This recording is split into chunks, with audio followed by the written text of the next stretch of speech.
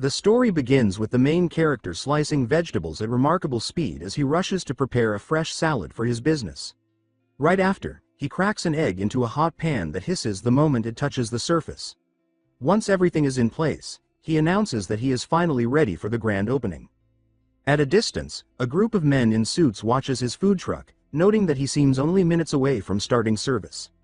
Around the same time, a citywide alert about Go Daechun's food truck spreads instantly, setting off chaos everywhere. People on a bus beg the driver to hurry.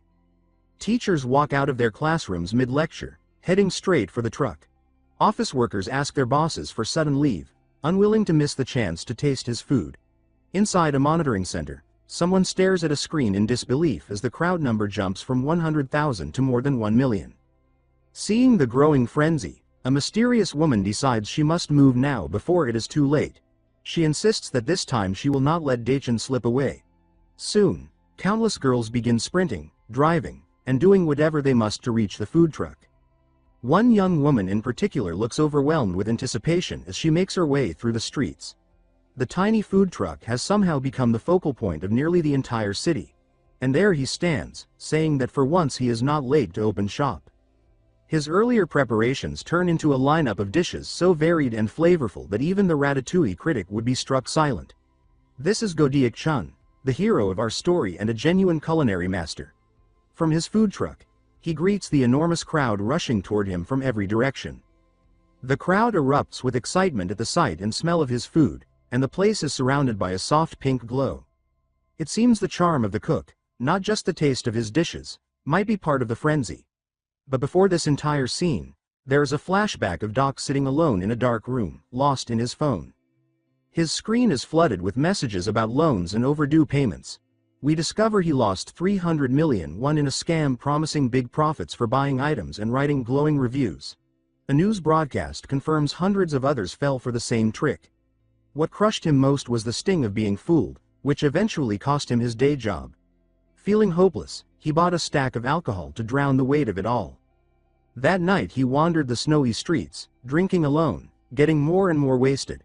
Then, out of nowhere, he caught the smell of something incredible drifting from a small food truck. The sign read Go Daechun. He checked his pockets and realized he barely had enough coins for anything. The cook noticed his gloomy expression and asked him why he looked so down. But the drunken man snapped back, telling him not to act like he understood his problems. He glared hard at the chef, suspicion and resentment filling his eyes. The cook, wearing a bandana labeled Daechun, simply laughed and offered him free takoyaki, assuming hunger was the real issue. Our main character practically drooled at the scent, even while doubting the stranger's kindness. Still, he took a giant bite of the warm, juicy octopus ball. The moment it touched his tongue, the flavor hit him like a cosmic explosion. The soft batter and chewy octopus sent him soaring through an imaginary galaxy. The sauce and toppings wrapped around him like a spinning Milky Way. He felt as if an entire universe melted inside him, warming a part of his soul he thought he had lost. The comfort was so overwhelming that tears rolled down his face. With a playful tone, the chef asked what he thought. Crying openly, the man said that he wished he could make others feel exactly what he was feeling at that moment. Sensing the fire in his eyes, Daechun asked him what he was waiting for. Smiling kindly, the chef invited him aboard the food truck. 3 years passed, and the young man worked tirelessly to repay Uncle Daechun's kindness. He keeps a photo of his mentor in the truck, always feeling like the debt in his heart can never truly be paid. The old chef's scoldings still echo in his memory, a constant guide. So he vows that the name Go Daechun will become famous across the country. Meanwhile, in a luxury district, a high-end restaurant bustles with waiters preparing for an exclusive guest. 2 employees whisper among themselves, wondering if anyone could really rent out an entire 3-star restaurant. That guest is the only daughter of the SH Group, the richest conglomerate in the world. Her name is Nam Si-hee, and an army of chefs and waiters stands ready to serve only her. On their phones, images show her flying to school by helicopter and renting private islands for an afternoon break. The staff envy her extravagant life. Yet her expression as she cuts into her meal shows nothing but frustration. Every move she makes is judged by those around her, and the emptiness of her routine weighs on her. The dishes set before her have no sincerity, only luxury, only money. Then something unthinkable happens. she suddenly throws up food prepared by one of the world's top chefs. Wiping her mouth, she realizes wealth cannot fill the hollow space inside her. She sets her fork down, feeling trapped in a glass box. She closes her eyes, sensing herself fading piece by piece. Back in the present, the city's traffic crawls to a halt. Inside her car, Si-hee says she cannot breathe. The driver asks if she wants the window opened, but she simply smiles and writes sorry on the glass before stepping out. In a moment of daring grace, she leaps across cars and escapes her driver. Desperate, the man calls Chief Kim to report that the young miss has run away. Si-hee wanders freely, finally feeling alive. She leaves everything behind in the car to avoid being tracked. She is determined to live as the real Nam Si-hee for a change. Still, she wonders how long she will last with only a few checks, each worth 10 million won. While walking down the street, she spots a help wanted sign. The pay is 13,201 won an hour, and she decides to accept the job. At work, she greets customers with a bright smile. Soon a huge man approaches, questioning the buy one, get one free deal. She calmly confirms it and hands over the items, leaving him stunned. Moments later, a drunk man tries to trade a live chicken for a bottle of soju. To everyone's shock, she accepts the chicken without hesitation. A worried customer asks if she is all right as the store erupts into chaos, with the chicken running wild and people passed out on the floor. She responds with a thumbs up. The owner then storms out and orders everyone to leave. It becomes clear that Si-hee did not perform well and ends up fired from the small convenience store. Somewhere else, another boss kicks her out for dressing like a spoiled heiress. She tries again but gets rejected once more. Hearing that he refuses to work with someone like her, still determined, she tries a corner coffee shop next. There, she is confused, unsure what she has done wrong since she tried to be polite and cheerful. She gets her coffee and asks the price, showing the boss her checks. Sensing an opportunity, he claims the drink costs 60 million won. Si-hee freezes, stunned by the ridiculous price. She apologizes quickly and rushes out while the barista watches in confusion. The boss notices she left the checks behind and tries to call after her. Defeated, she collapses on the sidewalk, overwhelmed by how difficult life is for ordinary people. Crying, she admits to herself that without money and status she feels like nothing. Then a mouth-watering smell reaches her. It is coming from the food truck of our protagonist. The aroma comes from fish-shaped pastries sizzling away. He asks how many she would like, but she can only stare, captivated by the scent. Jun-ho thinks that the girl looks a little strange for staring at him with such intensity. The usually confident Si-hee is completely speechless. Embarrassed, she explains that she has been fired from every job she tried and asks if he accepts credit. He turns down her request, while the ghost of his master mutters that she does not even have 5 won to her name. Her expression falls apart, and once again she feels powerless. The sight reminds the protagonist of his own past, when he felt just as useless. Moved by that memory, he invites her into the food truck, surprising her. He tells her to start by making a fish-shaped pastry. Si-hee fumbles through the steps and he urges her to hurry, saying that he is starving. Unsure of the process, she pours the batter into the mold the way she assumes is right.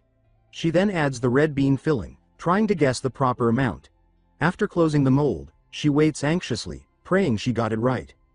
But her first attempt ends in total failure. The pastry comes out burnt, blackened beyond saving. She apologizes, feeling ridiculous for failing at something so simple. To her shock, he picks up the ruined pastry and takes a bite. He says that it is still edible, then hands her a single coin as payment for her effort. After that, he asks whether she wants to work with him, since she has no job. The heiress hesitates, thinking over this sudden offer. When she does not answer fast enough, he says that she does not have to accept. But Si-hee then grabs his hand with the coin in it and accepts with great enthusiasm. She calls him Miss Duck Chun in her excitement, thrilled to finally have something resembling work. When the day ends, she beams as she thanks a customer. With her help, Jun-ho manages to sell out the entire food truck's stock. She then asks eagerly if she was helpful. He becomes awkward, unsure how to respond. He shows her the box of burnt pastries she made and tells her it was just average. Si-hee sighs in relief and promises she will do better tomorrow. He thinks that it does not matter what she calls him, as long as he can make his uncle's name known across the country. Seeing she is cold, he offers her his jacket for the walk home. The simple gesture touches her deeply, and she presses the jacket to her face.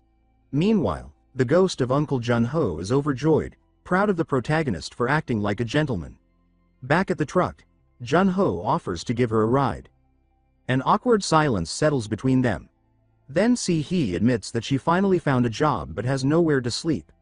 The revelation shocks both him and the old ghost. He cannot believe the truth. He never imagined a girl dressed like a celebrity might be homeless. He offers her the day's wages and tells her to find a place to stay. She blushes a deep red when he gives her the money. Watching her, he thinks she really knows how to make someone worry. With no clear plan, he simply drives the truck for a while. For dinner, he prepares ramen for her. He explains that ramen is all they have at the moment. The young woman lights up with excitement while holding a small cat. She recalls a fancy seafood noodle dish she ate long ago. She says she has only had ramen once, and he assumes she was so poor she could afford it only that one time. In reality, she never ate simple food because of strict diets. She hugs the cat and comments that it looks a lot like Mr. Jun-ho. He explains that the cat is just a stray that visits from time to time. She says she thought this place was a shelter for it. But he reveals that this is his home, catching her completely off guard. When the ramen is ready, he hands her a bowl. She takes one bite and her eyes shine at the flavor. She devours the food and says it tastes incredible, which leaves him embarrassed. She adds that the noodles are spicy yet soft and asks how he achieved that texture. His secret appears. He beats an egg with a little milk to create a smooth mixture. Then he mixes the cooked noodles thoroughly in the bowl so each strand is coated. Finally, he pours the broth carefully, completing the dish. With her stomach full, she thanks him, saying she cannot remember the last time she ate so much. When it is time to sleep, she says she will stay on the floor so she does not overstep. He closes a curtain and says they can share the space without any problem. Lying down, she asks if he feels cramped, but he claims he does not. The ghost uncle mutters that she is the perfect daughter-in-law and calls the protagonist a fool for not realizing it. Si-hee thanks him for the day, saying she wanted to feel capable on her own, and that he is the first person who ever believed in her. She says that for the first time she lived as the real Nam Si-hee instead of the rich girl. Because he gave her such a precious day, she promises she will change his life. She then asks how much it would cost for him to fulfill his promise. When he does not answer, she decides to open the curtain. She finds him sleeping soundly, completely unaware, his ears plugged. Suddenly, a blinding light fills the room as the roar of a helicopter explodes through the night. The window shatters.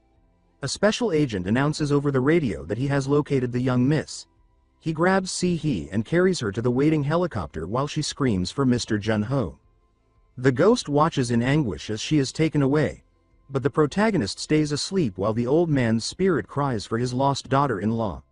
The next morning, sunlight glints off broken glass scattered across the floor. Jun-ho wakes in confusion, with no idea what happened. He stares at the mess in disbelief. Soon after, he begins his usual routine at the food truck. His master's ghost laments, saying he truly believed he had finally gained a daughter-in-law. As the truck runs, a huge screen displays an advertisement featuring Si-hee, and the ghost recognizes her instantly. He shouts her name, stunned as the truth clicks into place. He wonders how he failed to recognize her earlier.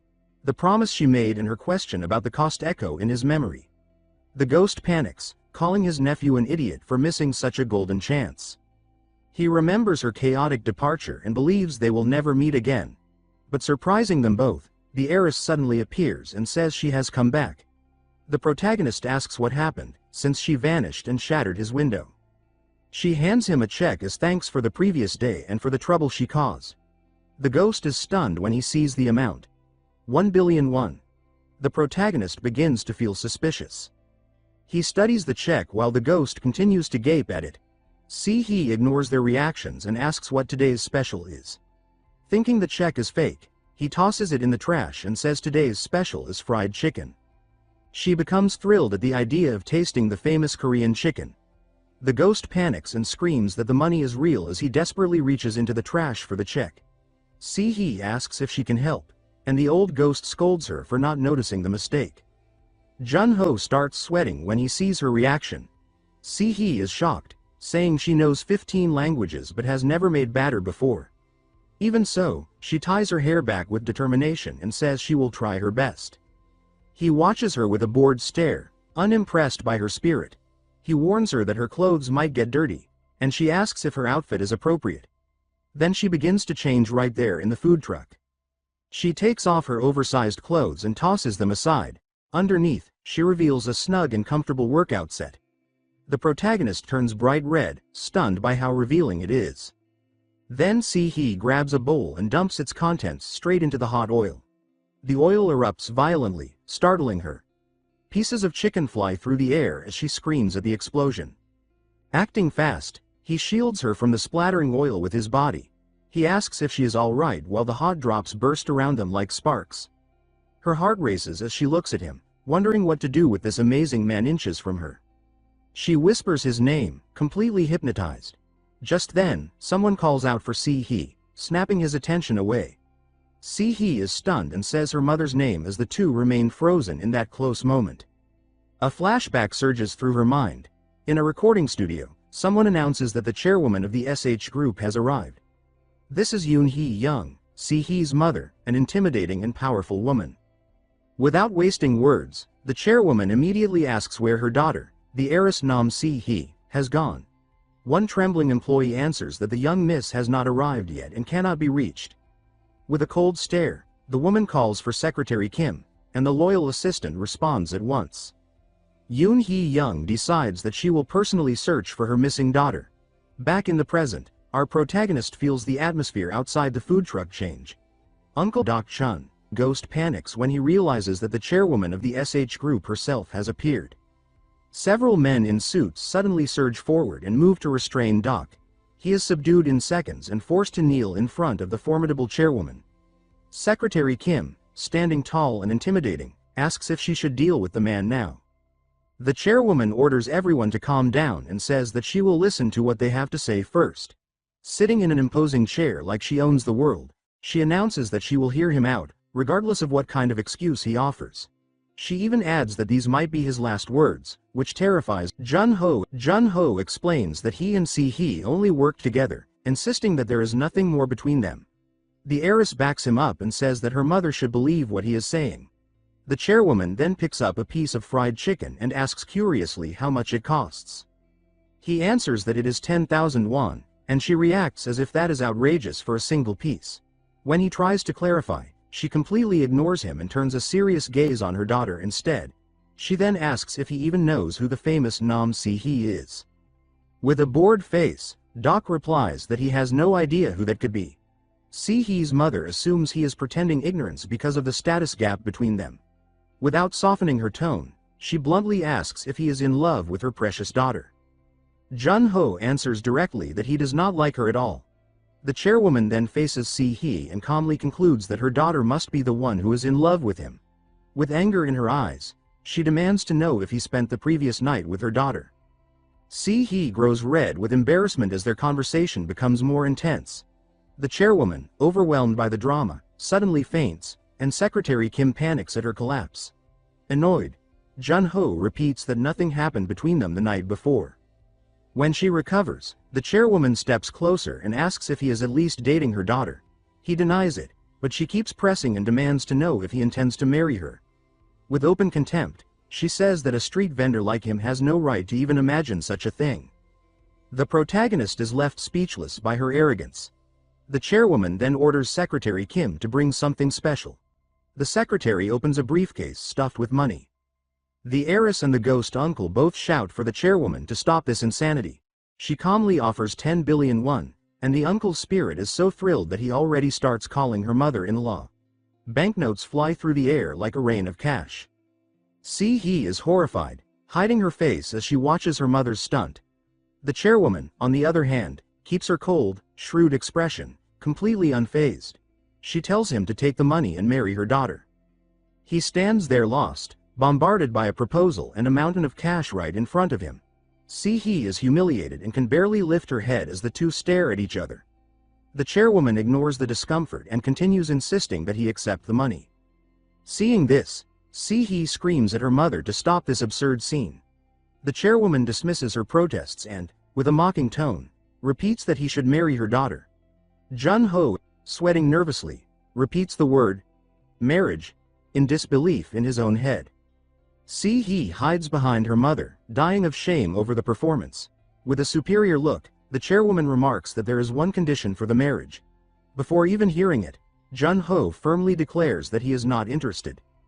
The chairwoman finds his defiance amusing and tells him not to be so scared yet. She reveals that he has to abandon the food truck and work for the SH group instead. She says he must be raised to the same social level as her daughter if he wants to marry her.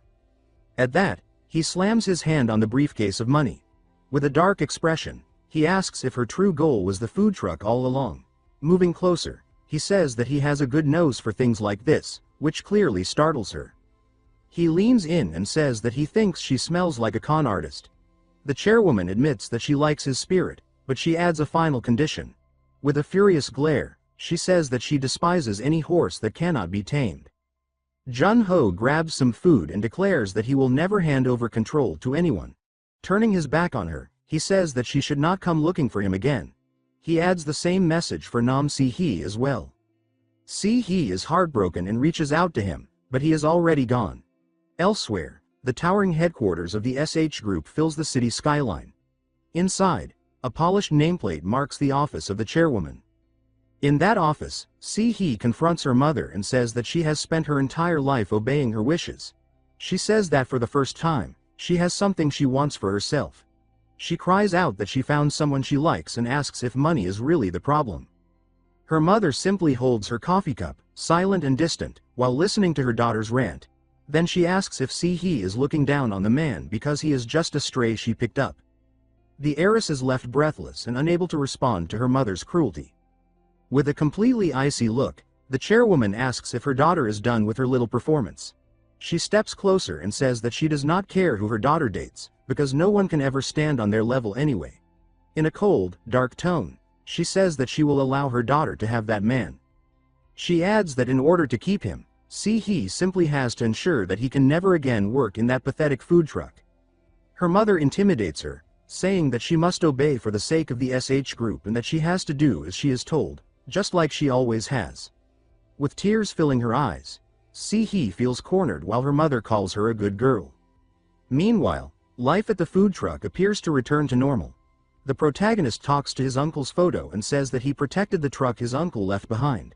The ghost complains that he threw away 10 billion won for that same business. Jun-ho's thoughts drift back to Nam Si-hee. He recalls how similar she seemed to him in the past but wonders if she only wanted the truck after all. Jun-ho taps the photo angrily as he realizes he was almost scammed again. Looking at his own reflection, he says that he will protect the food truck with his life. At the company, Secretary Kim hurls herself against a locked door, begging the young miss to calm down. Inside her room, Si-hee throws herself onto the bed and screams that everything is her mother's fault.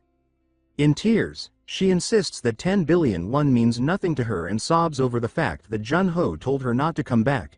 She calls her mother terrible and manipulative, shaking with fear about what she might do next. She feels she has to protect him somehow. Then she remembers Jun-ho's serious but gentle face. She thinks about the moment he warmed her with his jacket, and that intense moment they shared in the food truck. With her cheeks burning, she admits to herself that she is already completely in love with him. Sitting up on the bed, she suddenly gets an idea. She shouts for her secretary at the top of her lungs. Rushing out, she grabs Secretary Kim and orders her to prepare everything immediately. With a fierce and determined look, she reveals her big plan, a proposal. Meanwhile, on a bright morning, the stray cat belonging to the food truck naps peacefully. Jun-ho wakes up and comments that the weather is perfect for business. He then frowns and wonders why a helicopter is so loud this early in the day. Looking up, he sees a helicopter airlifting his entire food truck into the sky. He freezes, unable to process what he is seeing. Then reality hits and he screams that his truck is being kidnapped. In a panic, he yells at the helicopter to stop at once, but of course no one listens. With no time to think, he starts sprinting after it. He soon realizes he cannot keep up and quickly rents a bike to chase the flying truck. Pedaling with everything he has, he struggles not to lose sight of it. Exhausted, he reaches a building and demands that they give his truck back. As he looks ahead, he is completely thrown off by what he finds. A brand new food truck stands there, a monstrous high-end model, wrapped in a huge gift ribbon. Slowly, its door opens like the curtains of a concert stage. To his astonishment, Si-hee appears inside, wearing a dazzling wedding gown. She calls his name with a loving gaze and a radiant smile. She says that she prepared all of this wholeheartedly, just for him. She happily tugs on the giant ribbon around the truck while he stands there speechless. On the side of the vehicle, the words SH Dining Cruise are written in elegant golden letters. She proudly says that this is an ultra-luxurious food truck built especially for him. She steps closer and says that from now on, the two of them will be together in that place. Furious, he slams her against the wall and demands to know what she has done. A flashback then shows Si-hee in a kitchen, wearing an apron and looking like a housewife. She tries to chop vegetables but clearly has no talent for it, until someone steps in to help. She reacts with surprise when a pair of hands gently guides hers. Jun-ho appears behind her and assists her, holding her hands with care. He tells her in a soft tone that he already warned her not to do anything risky. Flustered, she answers that she only wanted to be helpful to Mr. Jun-ho. Doc embraces her and says that her presence alone is already a gift. In an intensely romantic moment, he confesses his love and they share a passionate kiss. But it all turns out to be just a dream. In reality, Si-hee is leaning in and trying to kiss Secretary Kim. The secretary pulls away, confused, and asks what is so great about that man. She then remembers that the young Mrs. Simplest assets are worth around 900 billion won. On top of that, Si-hee owns a hidden art collection valued at 30 trillion won, as well as a private space station and fleets of secret submarines. The secretary practically has a breakdown, saying that compared to all that, poor Doc has nothing but one tiny little food truck. Si-hee explains that Jun-ho filled an emptiness inside her that nothing else ever could. She says that out of everything she owns, not a single thing was truly something she wanted. Now, for the first time, she has something she genuinely desires, and she declares that she has no intention of losing it no matter what. She thinks that the moment with him in the food truck felt like pure magic, a moment where her status did not matter at all. She believes that in that tiny space she discovered a kind of happiness that money can never buy. She insists that she prepared all of this for herself, simply because she wants to be happy. She adds that, of course, she also intends to make Mr. Jun-ho the happiest man alive. Comparing herself to Cinderella, she promises that she will change everything for his sake and turn him into a real prince. She says that he should not worry, and that all he has to do is step into the glass slippers and come to her. Her fairy tale shatters the next second when she is brought back to reality. Jun-ho casually crushes the glass slippers under his foot without any hesitation. With a dark expression, he reaches out, moving in closer. Still furious, he keeps her pinned in place and demands to know what she has done with his original food truck. He tells her not to stain his uncle's name by attaching it to that flashy new truck. Si-hee is completely overwhelmed and asks why he is acting like this. Secretary Kim snaps and yells at him for treating the young miss so roughly. Jun-ho recalls the news broadcast about the scam that cost him everything in the past. He explains that he knows exactly how people use sweet words as bait to swindle others and take everything from them. He states firmly that he refuses to fall for the same trick again, which leaves the secretary baffled. He turns to Si-hee and says that it does not matter if she is an heiress or anything else. He points at his uncle's name on the truck and declares that he has no intention of abandoning it. With a defiant stare, he thumps his chest and tells them to just try taking his food truck away from him. Si-hee blushes and starts wondering what he truly meant by those words. She realizes that, to him, it does not matter whether she is rich or not. Because of that, she completely misreads his meaning, convincing herself that he was talking about his heart instead of the truck. Everything clicks in her mind, and she suddenly becomes incredibly hopeful. The protagonist looks at both of them with a serious expression. By now, Si-hee is entirely in love with him. After that, Jun-ho returns to work, focusing on making his signature corn dogs. He finishes each one with the expert flair of a seasoned chef, sprinkling salt in a stylish motion. Smiling, he offers the fresh corn dog to the next person in line. Watching from the shadows, Si-hee promises herself that she will help him sell every last item that day. He finds the whole situation suspicious, but he cannot deny that business is booming. Even so, he starts to notice something odd about the customers. One of them loudly praises the food before even taking a bite, and that instantly raises his suspicions. In disguise, Si-hee spots him scanning the area, clearly on alert for anything shady. While the cat naps calmly nearby, Jun-ho chooses to ignore the strange crowd and calls the next customer forward. The heiress steps up and declares that she will buy everything, but he recognizes her immediately. She tries again with a different disguise, yet he repeats that he will not sell to Miss Nam Si-hee. Refusing to give up, she appears once more in an adorable costume, and this time he completely loses his patience. He calls her stubborn and yanks the oversized kitten head off her. Frustrated, she asks why he refuses to sell food to her. She insists that he should at least give her a chance, while he questions the basis of her confidence. Si-hee raises her voice and asks what she has to do, saying that she is willing to do anything. Jun-ho seems to mull over her words for a brief moment. Then, without warning, he suddenly pulls her into a hug. She is stunned by his unexpected gesture. Blushing hard, she starts panicking internally, convinced that she is not ready for this kind of moment. She imagines a dramatic, romantic kiss unfolding between them right then and there. She closes her eyes and steels herself, saying that she is ready for Mr. Jun-ho. Jun-ho just stares at her in confusion and asks what Miss Nam Si-hee is doing. It turns out he was only trying to tie an apron around her waist and has no idea why she is reacting that way. He tells her that if she wants to eat, she has to earn it like everyone else. Fired up, the heiress changes outfits and accepts his challenge, thrilled at the chance to work with him. He is irritated by her extreme enthusiasm, so he simply tells them to get started, and she agrees, though a little deflated. On the job, the heiress diligently serves customers while someone quietly snaps pictures of her from the sidelines. In one photo, she beams with joy while trying to drizzle sauce on a corn dog, but the sauce completely misses the target.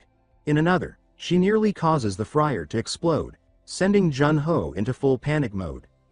After all the chaos, she finally gets to taste a corn dog that she made herself. The last photo captures the two of them at the end of the day, sharing a very sweet and charming moment together.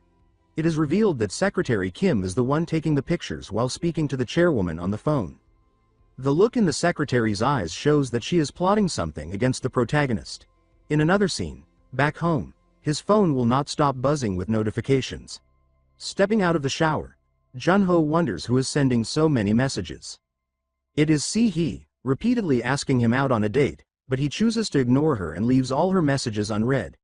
He decides he will keep ignoring her, yet the phone keeps vibrating non-stop, driving him crazy. Annoyed, Jun-ho finally heads to his computer and opens a new email that has just arrived. Seeing the result in the email, he shoots up from his chair with his laptop in hand. At his food truck, he celebrates loudly because he has won the auction for the amusement park vendor spot. Soon he is there at the park, preparing ice cream with impressive skill. The swirl of ice cream, the chocolate syrup, and the bright red cherry look irresistible, becoming the highlight of the day. The protagonist then says that everything is ready and that he can finally begin. But he finds it strange, because the amusement park is completely empty. To make things worse, opening time has already passed and not a single customer has appeared. He wonders if the reason is the weather, thinking maybe it will rain. Then Si-hee suddenly materializes behind him and licks the ice cream he is holding. With a smile, she says his name and tells him she is glad he finally arrived. He is stunned and asks how she managed to find him. A light goes on in his mind, and he begins to suspect the truth. With narrowed eyes, he asks if the amusement park belongs to the SH group as well.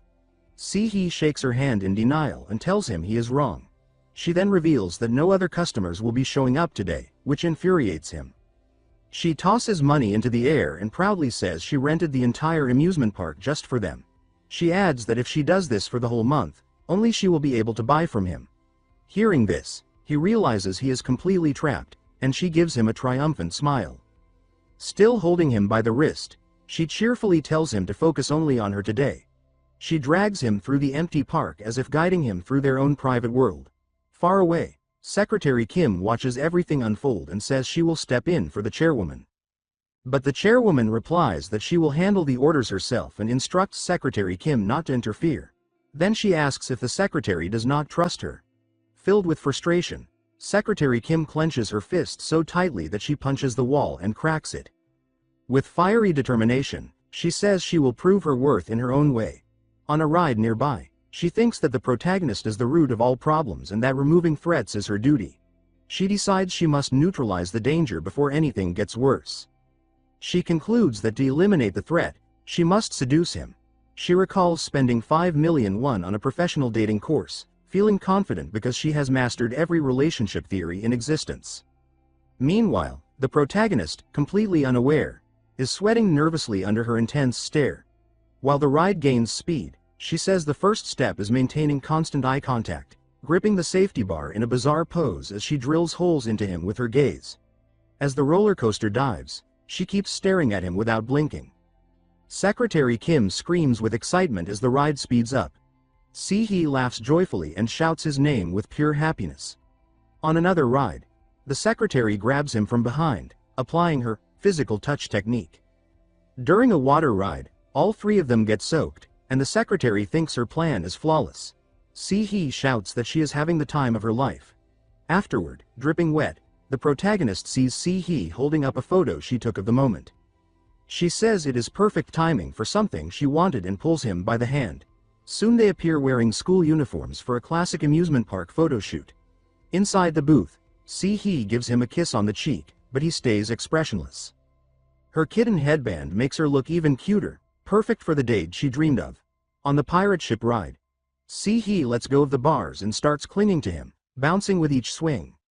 Seeing this, Secretary Kim leaps from her seat and calls the protagonist a loser. But when the huge ship drops down, she loses control. She realizes her mistake in slow motion and reaches out, shouting for the young miss to grab her hand.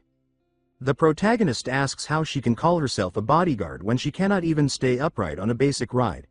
Secretary Kim, furious, demands to know what he just said. In her rage, she grabs his arm. In one swift movement, she flips him over her shoulder and slams him into the ground. Dazed, he asks if she did not just tell him to hold her hand. The secretary then pulls Si-hee close and questions why he is unaffected by everything. She cannot understand why her seduction techniques are failing so miserably. She insists that her theories are flawless and wonders what went wrong. With Plan A ruined, she decides it is time for Plan B, gripping the ride's steering wheel with all her strength. She starts spinning it at maximum speed. Si-hee squeals with delight, enjoying the ride's extreme spin. But the protagonist becomes dizzy and begs her to stop. Her plan is simple: disorient him and then overwhelm him so she can reset his thoughts. The ride spins so violently that it becomes a literal tornado. Jun-ho and Si-hee scream in panic as they whirl around. Fed up, the protagonist grabs the secretary's wrists and tells her to stop her madness. Secretary Kim freezes because he suddenly holds her hands. He looks at her with a deep, unbroken gaze, and she feels her heart thump wildly. His firm grip and intense eye contact make her own theory backfire spectacularly. She becomes completely red-faced and speechless at his unexpected touch. He says that he is dizzy, and she wonders if she is the one falling for him instead. He tells her to let go, but she refuses, and he warns that he will get sick if she continues. She realizes he nearly reversed her entire plan and thinks he is not an ordinary man. Then she glances sideways and thinks that the young miss absolutely cannot see him like this. Feeling queasy at an amusement park, Secretary Kim holds her up and apologizes for the young miss's condition. It seems that Jun-ho is tagging along with them through the park. Suddenly, Si-hee becomes horribly embarrassed by what just happened. She tries to blame Secretary Kim for the loud stomach growl, but Jun-ho has already heard it clearly.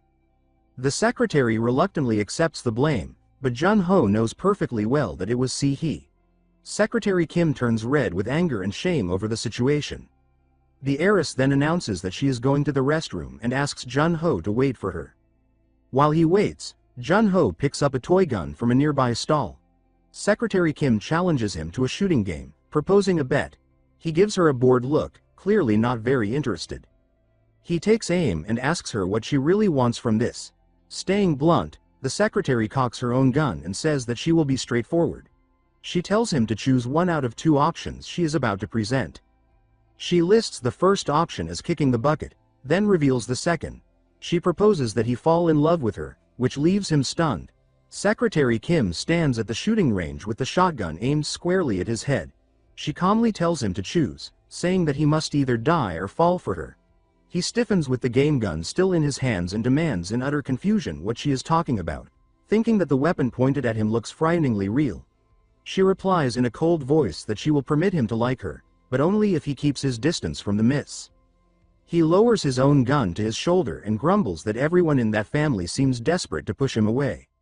He adds that even if she delivered a truck full of Ms. Nam Se-hee, he would have no use for her, asking them to simply cart her off. He begins to say that he would never want a woman who only cares about his truck, but before he can finish, she pulls the trigger. The sudden blast makes him freeze as he watches the projectile dart toward him, wondering in horror if she truly fired a real round. Her fury ignites as she repeats his words and shouts that he says he does not need their miss. The rubber bullet slams into him and drops him to his knees. Grabbing his upper arm, he yells that his shoulder is killing him, but when he checks under his shirt he realizes in bafflement that nothing seems damaged. She pumps the shotgun and explains that it is a rubber round used for riot control, though she adds that making him lose the use of that arm permanently is not out of the question. She leans closer and warns that this is his final chance, then demands loudly that he admit he likes her. Staring up at the barrel, he thinks bleakly that she is completely unhinged. He suddenly bolts, deciding they need to get out now. More shots crack behind him as he runs. Nam Se-hee appears ahead, waving happily and calling out to Mr. Jun-ho. He charges forward, grabs her, and pulls her into his arms, offering a stiff apology and saying that Ms. Nam Se-hee should forgive him for the sudden contact. She blushes, manages a shaky yes, and then gasps when he sweeps her off her feet and carries her away. Secretary Kim shouts that he is taking the miss hostage, as she watches them disappear, groaning in exasperation yet silently urging him to keep going. She watches his retreating figure with the miss in tow and thinks that he should run, Jun-ho. Then she straightens and decides privately that if she cannot have him, she will simply break him. Later, in a haunted school building, Uncle Doc Chun greets the pair, welcoming them and declaring that they have entered the cursed halls, not that they can see him anyway. In the dim red corridor, Nam Se-hee clings to Jun-ho's arm and asks if he has finally agreed to go on a date with her. He answers that for now she should just stay close, thinking that they can hide here and stall for time. Blushing, she whispers her agreement. Above them a camera rotates, and on her tablet Secretary Kim watches the feed, remarking that she cannot believe he walked into that place by choice, which she had personally modified earlier. She describes that the haunted house is the park's most famous attraction and notes that for their miss, with her reflexes and athletic skill, it is nothing more than child's play. Jun-ho mutters that it does not seem that bad, right before the entire set erupts. Se-hee says it is because the house is extremely realistic. He wonders whether they will survive. Nam Se-hee laughs that it just became even more entertaining as 3 arrows shoots towards him. Before it's too late, Se-hee slams into him and knocks him flat. Standing over him, she tells him not to worry and promises she will stay near and protect him. Under the purple lights he stares at her, sweat gathering at his brow, thinking that staying here means certain death. Elsewhere, Secretary Kim stares at her tablet, murmuring wait, and then insisting that something feels wrong as she sees him shielding the miss. Soon after, he hoists Nam Se-hee and sprints, a horde of ghouls stampeding behind. Kim thinks that if this continues, Jun-ho would be the only one helping Se-hee. He snatches a flashlight from the floor. In another corridor, darkness swallows everything until his beam flicks on. The light lands on a long-haired girl crouched ahead. The sight makes him jerk back, stammering in horror and barely forcing out a fragmented what before the apparition lunges straight into the light. Secretary Kim Ghost Girl Edition hurls herself at him, her leg going for his face. He barely manages to dodge backwards while the flashlight beam slices frantic arcs through the dark. He scrambles upright with the light extended and yells that this is completely insane, while Nam Se-hee stands back completely nonchalantly. He sweeps the beam across the hallway and pants that he has no idea where the ghost went. The corridor reveals only dust and toppled props. Then, as he turns, he spots the shrouded figure lying coming at him from above. While he hesitates, the figure snaps upright, red eyes blazing through the cloth. Nam Se-hee sees a red button. She wonders what it is and clicks it without hesitation. Just as she did that, while Secretary Kim almost had him, a cage fell from above, trapping them both. They crash in a tangle of limbs and fabric, their screams overlapping. Secretary Kim lets out a stifled grunt as she opens her eyes to see their lips touching. Her thoughts halt for a second, wondering if those are truly his lips. Completely embarrassed, Secretary Kim kicks him off of her with force, sending him crashing. With her face bright red, she says that she is going to kill him. Flat on his back, he can only wheeze that he wants to go home. Nam Se-hee crouches near him in a wash of pink light, smiling brightly and telling him they have no time to rest. Soon they are running again across the open plaza as carousel lights whirl around them. Behind them, Secretary Kim charges in pursuit, slamming a control on her wrist device and shouting that he will not escape, while digital prompts say that her speed has increased. On the carousel platform, they are finally cornered by the railing and spinning lights. He looks around in despair, thinking that that woman is relentless to the very end. Nam Se-hee presses close to his arm and exclaims that they are trapped, while he eyes her suspiciously and wonders if she orchestrated all of this. Exhausted, he begs her to stop. She beams and reminds him that she is only doing exactly what he demanded, declaring that she will stay at his side, Mr. Jun-ho, for a full month. Cornered, he asks what he must do for her to end this. She leans in, hair fluttering, and says that he already knows, because she is only asking for what she truly wants. As the carousel spins into golden streaks, she slides her arms around his neck and draws him close until their faces nearly meet and her intent charges the space between their almost touching lips. Pressed close against him on the carousel, Nam Se-hee tilts her face up toward Go Dok-chun and says that he already knows the answer, that he understands exactly what she wants. Her arms loop around his neck as she leans in, her lips parting, her intention sharpening in her mind into a single, unmistakable desire.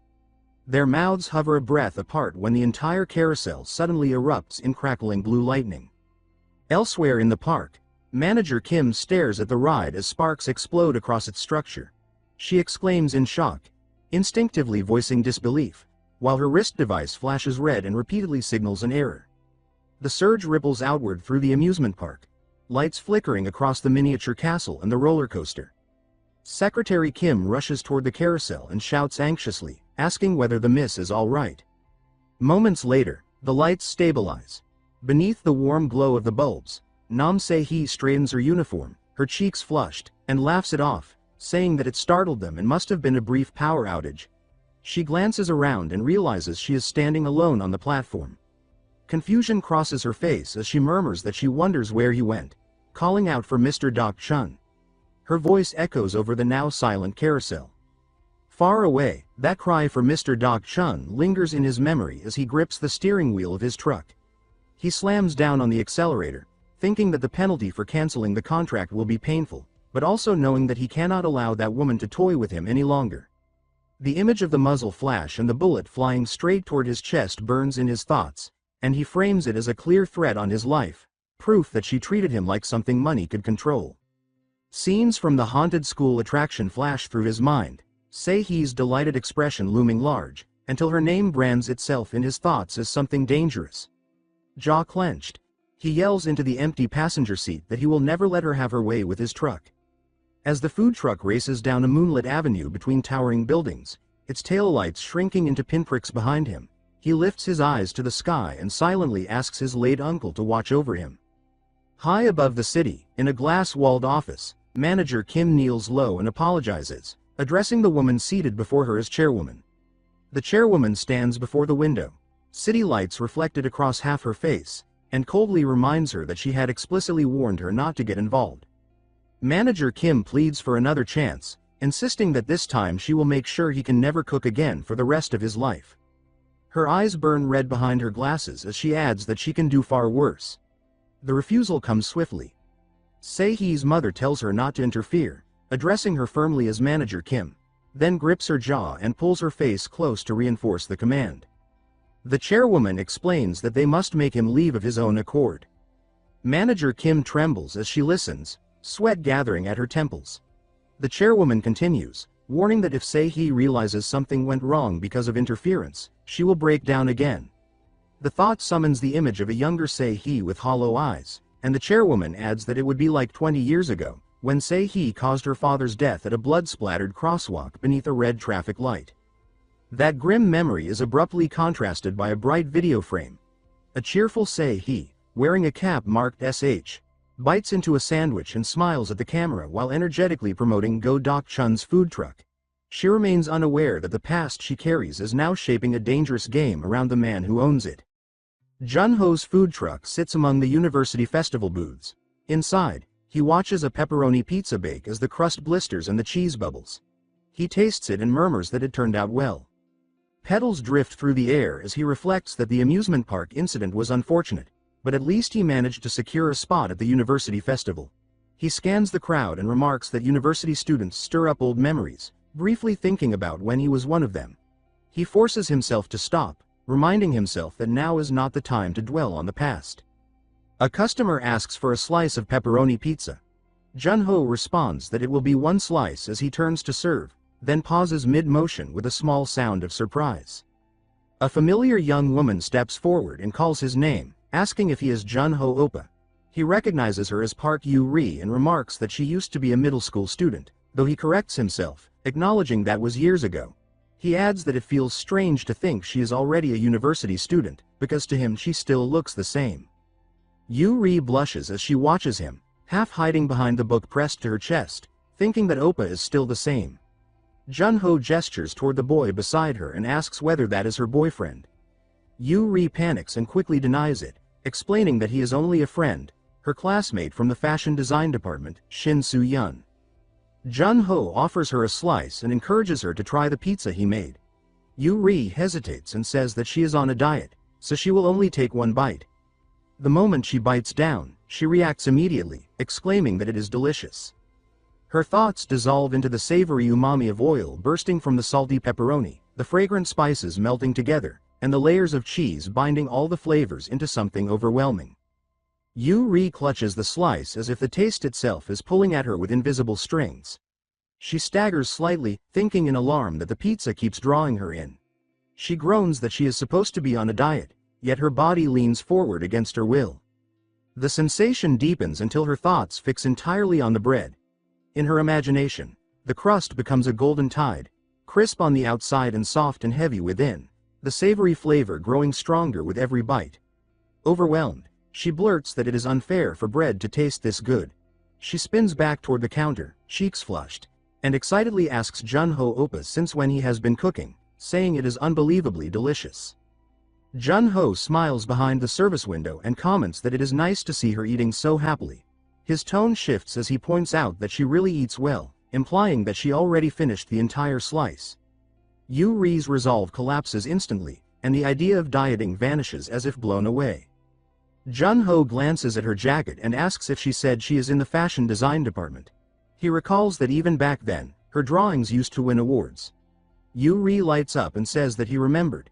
He recalls how she used to pester him to buy her meals whenever she won, even though he was a poor university student at the time. In the memory, he laughs awkwardly while she flashes a peace sign beside him. She admits that she was a brat back then. Jun-ho replies that now he is simply proud that she is attending the best university in Korea. Leaning on his elbow, he tells her sincerely that she worked very hard. A voice from nearby calls for Yu-ri and Soo-yeon to hurry. Yu-ri bows and thanks Jun-ho, saying that she will enjoy the meal as she and Soo-yeon lift the packed boxes. Jun-ho lightly warns that if she eats it all by herself, she will gain weight. Yu-ri whirls back, face red, calling out to him as petals drift around her. As she walks beneath the blossoms, she turns and says that she will see him again, Jun-ho Oppa. Jun-ho watches her go and thinks with quiet relief that it is good to see she is doing well. Elsewhere, the warmth shatters as a phone vibrates in the dark. The glowing message reflects in her glasses, repeating that they must kill, must kill. The ringing stretches on as purple scales seem to close in around Yu-ri. She pleads in a trembling voice, begging again and again to be let go. Someone suddenly calls out Park Yu-ri's name, and her pupils snap back into focus as if she has been caught mid-thought. Startled, she blurts that she heard them and that she is sorry, her voice too loud for a classroom that had been half asleep. On the page in front of her, her pen keeps moving anyway, scratching out lines that look like Jun-ho. Her cheeks heat up as she quietly giggles to herself that he is handsome, the thought ballooning in her head until it feels like it might burst. Park Yu-ri's name gets shouted again, louder by the professor. Outside, she spots him and thinks in a rush that it is Oppa. The realization makes her flustered enough that she stumbles, bumping into someone and immediately sputtering that she is really sorry. A friend leans in and asks why she is acting weird today, asking if something is wrong. Another complains that Yu-ri has been like this ever since she met that pizza truck uncle, and the whispering around her turns into excited poking. Yu-ri snaps back, insisting that he is not an uncle, her face burning. Someone needles her by asking whether that kind of uncle is her type, and another friend practically vibrates, demanding that she spill everything because they are buzzing with dopamine, ordering her to explain it all from the beginning. Yu-ri's mind slips into memory. She recalls that the first flutter she ever felt was back in middle school, and she admits to herself that it was her first love. She remembers greeting him brightly, calling him Oppa as she waved. She remembers candy appearing in his hand every time they met, and she remembers him teasing that she never refused and that she was going to get fat. She remembers punching him in protest and yelling that Oppa always gave them to her anyway, while he only laughed. Those tiny moments pile up until her heart feels too full to hold them. In winter, snow drifting through the air, he had called her name and asked what she was doing outside in the cold. She had thrust her hands forward and said she came to give him a Christmas present. He had looked at it, then told her she should give things like that to her boyfriend. She had gone quiet, then called him Oppa again, voice shaking as she said that she was a high school student now. She had promised that in just 3 more years, she would be a university student. In the falling snow, Yu-ri hugs her scarf closer and asks, with cheeks red and eyes shining, whether she can confess to him when she goes to university. Jun-ho freezes for a beat, then bursts into loud laughter, his shoulders shaking as the sound echoes out into the cold night. Yu-ri flails in embarrassment and complains that it is too much, and he steps in quickly, rubbing the back of his neck as he apologizes over and over, saying that it is still a good thing to hear. Even as he speaks, he thinks that it is natural for someone to like the boy next door, and he tries to keep his tone gentle as he tells her that, for now, she should focus on studying and be careful not to catch a cold. He turns to leave, his footsteps crunching away through the snow. Yu-ri remains behind, overwhelmed, and she ends up collapsing into the powder with a soft thud, face burning as she clutches her small present to her chest. Through the drifting flakes, she forces the words out anyway and murmurs that she wishes him a Merry Christmas, watching his back grow smaller. Later, a quiet night presses in around apartment windows, and Yu-ri steels herself and thinks that she has to be brave. Even though he suddenly disappeared one day, leaving only silence and scattered traces behind, her heart refuses to let go. In her mind, his name rings clearly, Jun-ho, and she admits that he was her first love. Time passes into the warm orange of another evening. The food truck glows under the setting sun, and he greets a customer with an easy welcome. Yu-ri appears in front of him again, older now, holding up 2 cold cans, and she asks if he has a moment. They sit side by side, and she comments that it is still chilly at night, and he agrees without looking away from the skyline. Her hand slides toward a neatly wrapped box, and she hesitates before asking, carefully, whether Oppa has a girlfriend. He repeats the word as if testing it, then thinks that, with Shish or whatever constantly eyeing his food truck, he cannot be bothered with things like girlfriends. Yu-ri leans forward urgently and asks if he does not, and when he answers, she explodes with a bright, breathless yes. She straightens, clutching the gift tighter, and declares that she is a university student now. He stares, confused, and she rushes on, saying that what she means is. Yu-ri clutches the wrapped box with both hands, cheeks blushing as she forces the words out and says that she still feels the same, that she still loves Oppa. But before she could finish her sentence, a violent roar tears through the sky. A helicopter descends, blades chopping the air, leaves and dust exploding outward. Yu-ri staggers as the wind slams into her, eyes wide in shock. In the chaos, Si-hee leans out from the open side of the helicopter, hair streaming, eyes locked on Dak-chun. Yu-ri's vision blurs as she recognizes her and thinks the name Nam Se-hee. Jun-ho clenches his jaw, sweat beading, as the woman laughs breathlessly and calls him Jun-ho Oppa as well, demanding to know why, over and over, her voice sharp and frantic. The helicopter pulls back, and Se-hee steps in close, looping an arm around Jun-ho with practiced ease. She laughs brightly and says that meeting here like this must be fate. He asks her how she found this place, to which she replies that this is in fact the graduate school she attends. Yu-ri, with a pale and shocked face, asks about their relationship. Jun-ho stiffens as Si-hee raises 2 fingers playfully and declares that they are engaged to be married, adding a small heart as if it is obvious. Yu-ri freezes. Her thoughts fracture as the realization hits that he does not have a girlfriend but has a fiancé. She wonders what is going on with her, calling Jun-ho Mr. Dak Chun, and thinks in disbelief whether he changed his name. Jun-ho pinches the bridge of his nose and exhales, saying that it is a long story and that it is all nonsense. Yu-ri forces a shaky laugh and asks if it is a joke, if Oppa and her are joking. Se-hee's expression hardens as she leans in and states calmly that it is not a joke, asking if there is any reason it would not work out. She studies Yu-ri's face and then asks directly whether she perhaps likes Mr. Dak Chun. Yu-ri flinches, stunned, letting out a small sound of confusion. Dak Chun turns sharply and says that Se-hee is spouting all sorts of nonsense again today. He explains that when he was a university student, Yu-ri was still a middle schooler, that they were neighbors who often met and got close. In the dark of Yu-ri's mind, the words echo. She thinks that she knows, begging him inwardly not to finish his words. As a plea not to say those things, Dak Chun finishes firmly, stating that Yu-ri is like a little sister to him, unaware of the inner turmoil he is causing Yu-ri. Yu-ri keeps turning over the thought in her head. She wonders what kind of story only the two of them share, what kind of distance exists between them, and why, of all people, that person has to be Nam Se-hee. The realization makes her chest tighten with anger. With a voice already cracking, she mutters that she will head out first because of an assignment. She adds that she will see him later and calls him Oppa, then bolts away without looking back, leaving Jun-ho standing there with Se-hee. The scene fades and shifts to the following day. Near Jun-ho's food truck on the university campus, his cat lounges close by. Se-hee approaches with an exaggerated puppy-like expression and says that she is hungry. Jun-ho lifts up a slice of pizza and asks her if she likes pizza.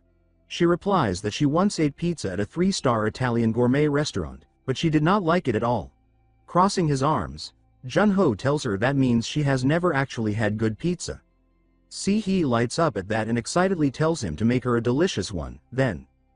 Jun-ho, however, has something else in mind. He hands her an apron, and she asks if she really has to work for it.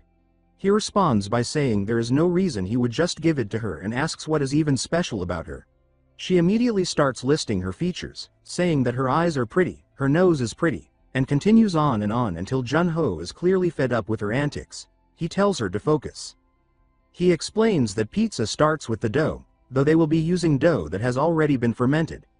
While he talks, Se-hee casually munches on one of the ingredients, prompting Jun-ho to scold her and tell her not to eat it.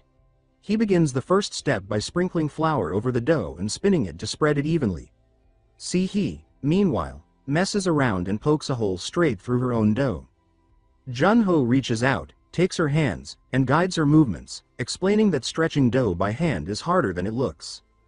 The closeness makes Se-hee blush, and she quickly asks what the next step is. Jun-ho leans closer to her face and demonstrates by spinning the dough up into the air. He explains that using centrifugal force helps the dough spread evenly. A group of women gather around the food truck, filming Jun-ho's impressive pizza skills.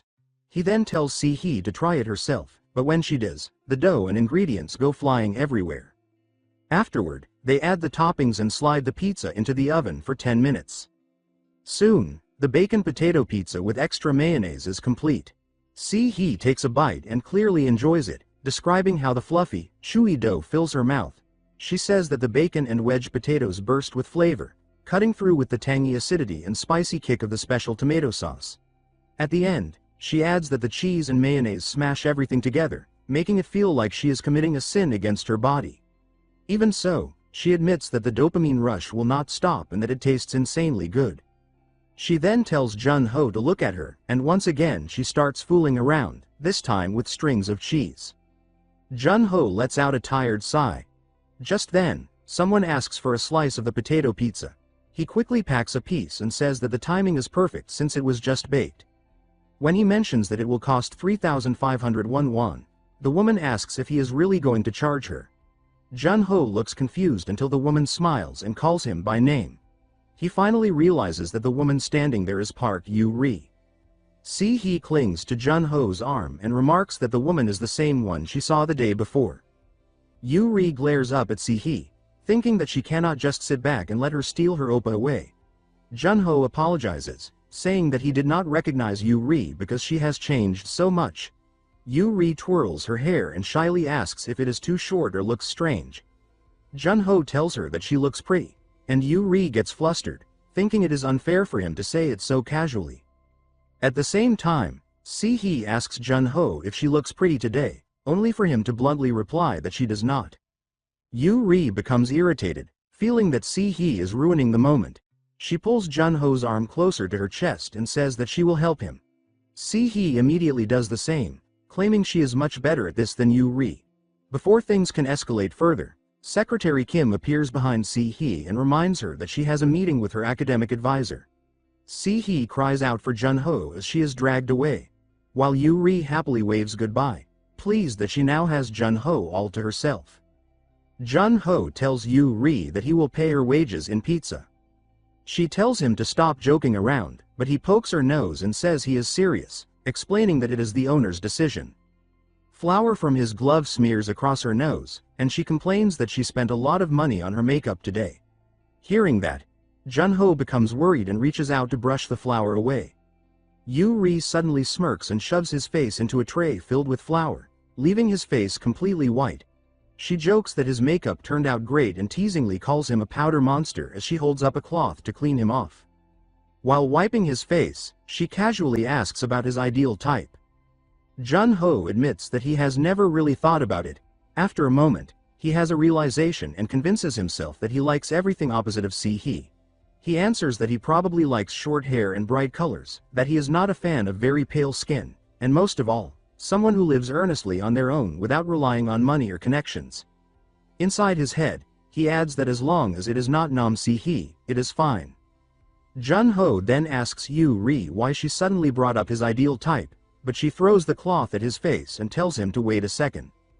It dawns on her that her hair is short and brightly colored, that her skin is not pale, and that she works hard on her own. She realizes that she perfectly matches his ideal type. With a loving smile, she is about to say that his type is her, when a mysterious person suddenly speaks up, saying that she finally found her. Yu-ri freezes as the person places a hand on her shoulder and calls her name. The feeling mirrors the fear Yu-ri had earlier when she read the message on her phone. All of a sudden, someone places a hand on Yu-ri's shoulder and says that they finally found her. The smile on her face disappears instantly, replaced by a look of despair. Jun-ho pulls the towel off his face and asks if Yu-ri was saying something, but his words trail off when he notices a man standing right beside her. Jun-ho asks who the man is. The long-haired man casually replies that he is Yu-ri's boyfriend, wrapping an arm around her as he comments that she seems to have gotten prettier while he was gone. Yu-ri calls him T-wen and tells him to stop, saying that they already broke up. T-wen grabs her face and asks why she thinks she gets to decide that on her own, adding that he was only fooling around anyway. Yu-ri begs him to stop, her voice trembling as she looks like she might burst into tears at any second. Suddenly, T-wen lets out a scream, and Yu-ri's eyes fly open in shock. Jun-ho is gripping T-wen by the ears, yanking them hard as T-wen yells at him to let go. Jun-ho calmly says that he is only pulling his ears so he can hear better, since he clearly seems to have trouble listening. He then shoves T-wen aside and tells him to get lost, saying that he has crossed the line. T-wen snaps back, asking why Jun-ho is sticking his nose into someone else's business and running his mouth. Jun-ho glances at Yu-ri, who is crying, then pulls her closer and says that he is her boyfriend. Yu-ri stares at him in shock, her expression full of confusion. T-wen scoffs and asks how Yu-ri dared to meet another man. Jun-ho steps in front of her again and tells T-wen to leave, warning him that he will not stop at a warning next time. People around them start filming the scene. Some whisper that T-wen is the fourth-year representative from the media department. Realizing the attention, T-wen turns away and says that Yu-ri will regret this, telling her to just wait and see. Jun-ho looks like he is about to chase after him and throw punches, but Yu-ri suddenly hugs him tightly from behind and apologizes over and over. Jun-ho gently pries her hands away and leans closer, wiping the tears from her face as he tells her that she has nothing to apologize for and that she did nothing wrong. Yu-ri feels embarrassed, wondering why that man had to appear at this exact moment. She hugs Jun-ho again and admits that she cannot help but like him even more now. Just then, someone calls out to her. Yu-ri says that it sounds like one of her friends and asks what is going on. At the same time, She realizes how close she is to Jun-ho and suddenly knees him in the face without thinking. Blood starts to trickle as Jun-ho protests that she was the one who hugged him first. Yu-ri hurriedly apologizes, saying she was startled.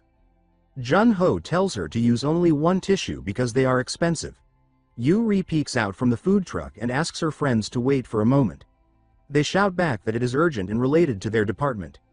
Yu-ri rushes off toward the department, with no idea why Jun-ho ends up following her. One of the members explains that T-Wen just cut their funding for snack ingredients and told them that Yu-ri has to apologize to him in person if they want the money back. The others complain angrily, saying this ruins everything, that they cannot sell anything today or they will have to pay out of pocket, and asking why they have to suffer over something that is Yu-ri's fault. Yu-ri apologizes again and says she will somehow fix it by talking to him. Jun-ho asks whether the ingredients they already have are not enough, somehow slipping himself into their stall as he speaks. Yu-ri asks what he is talking about, and the others explain that those are leftovers from the previous day, the food they failed to sell. Jun-ho ties a towel around his head and asks why they're just standing there, telling them to get ready to sell. Before long, a huge crowd forms in front of the stall, and the food starts selling out at a rapid pace.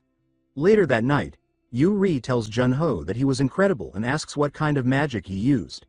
He explains that festival stalls always sell the same things, like fish cakes, sundae, sausages, rolled omelets, and chicken skewers.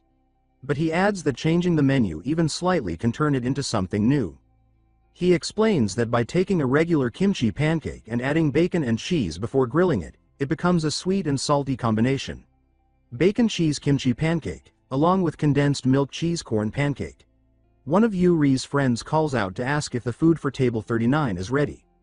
Yu-ri replies that she is bringing it now. As she carries the dishes away, she looks back and smiles, thanking Jun-ho again. Jun-ho wonders if he was not supposed to be selling pizza at his own stall. Still, after seeing Yu-ri's smile and the satisfied customers leaving, he admits to himself that it was not so bad. A few lingering stares remain fixed on Yu-ri's stall. Jun-ho says that he is going to the restroom. Only a few seconds after he leaves, T-Wen slips into the kitchen.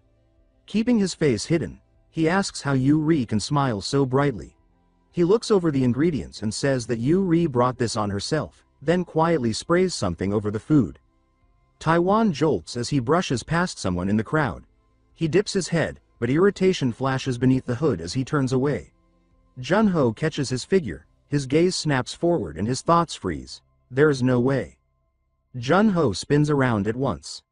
Recognition sharpens his eyes as he screams that the man needs to stop.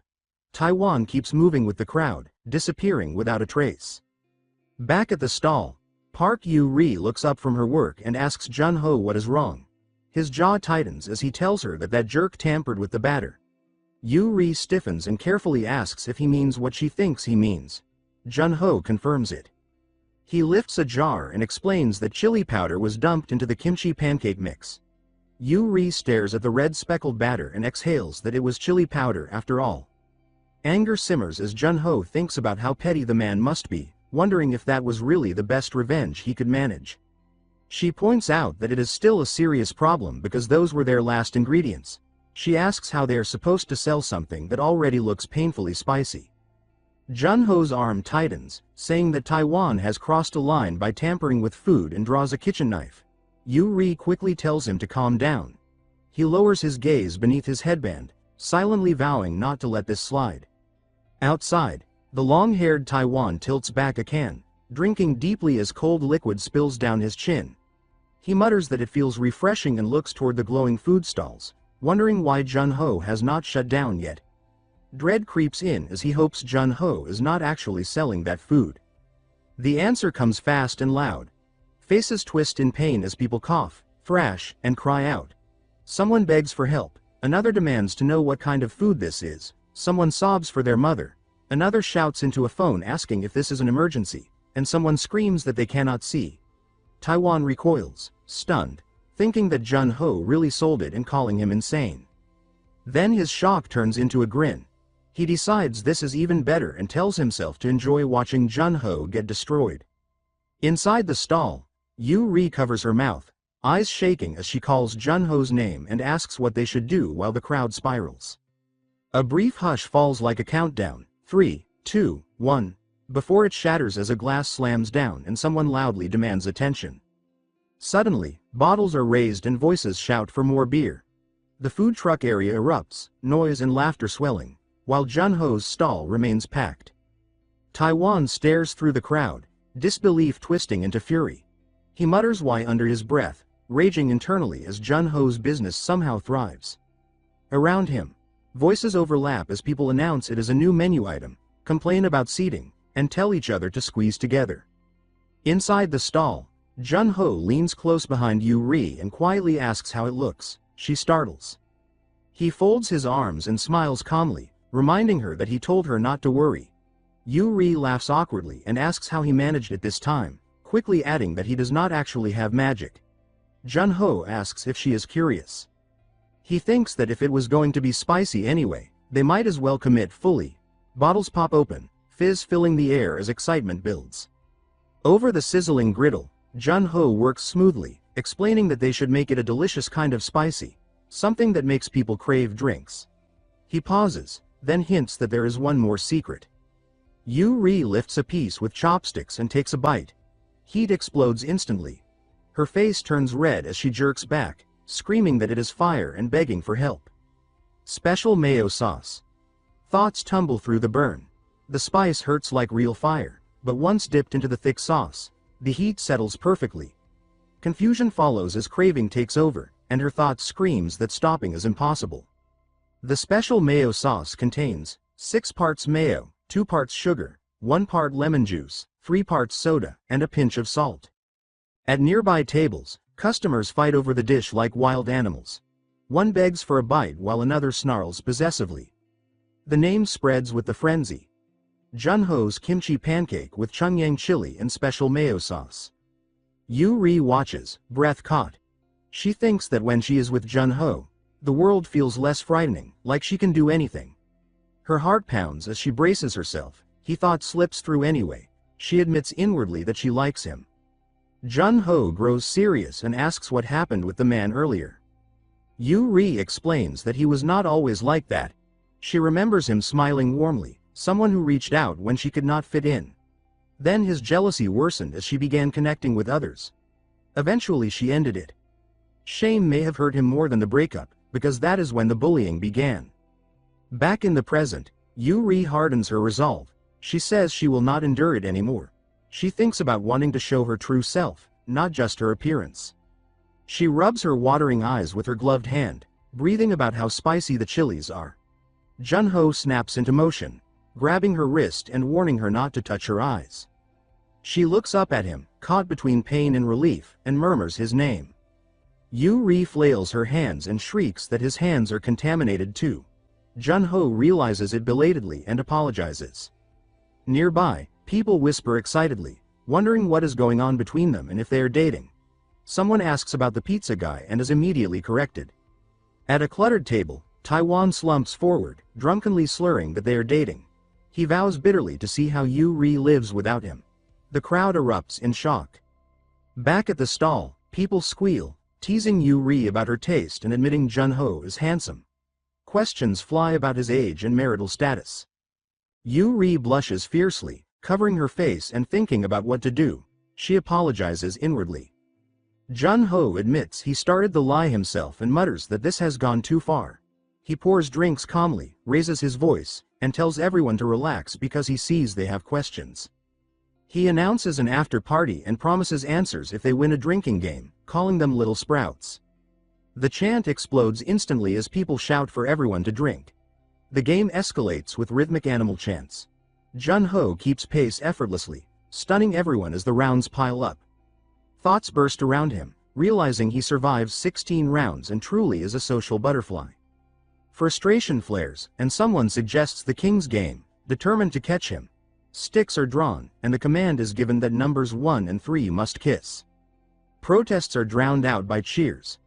Jun-Ho tries to speak while holding stick number 1 but is cut off as people demand to know who number 3 is.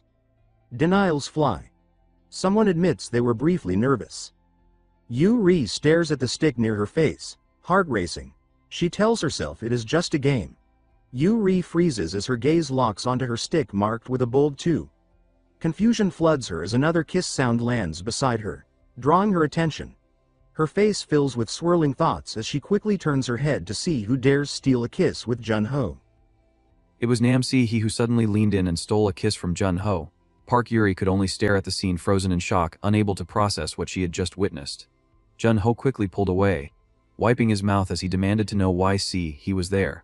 She lightly tapped his face with the wooden stick she was holding and scolded him, saying that he was rude. She explained that she was only following the king's order. It soon became clear that Namsi, he was the one who held number 3, the winning number. The surrounding customers erupted into confusion. They whispered among themselves, asking who she was, and whether someone like her had really attended their school. Their curiosity quickly turned into suspicion as they began to sense something unusual between Jun-ho and the mysterious woman. Some of them glanced toward Park Yuri, quietly wondering how she must be feeling, even if it was all supposedly part of a game. Jun-ho let out a tired sigh and told he that he did not want to be involved with her, and that she should stop before things went any further. He tilted her cap playfully and remarked that if she revealed her identity right there, news articles would be published instantly. Jun-ho took a large gulp of his drink and asked if she was an elementary school student, making such a big deal out of a single kiss.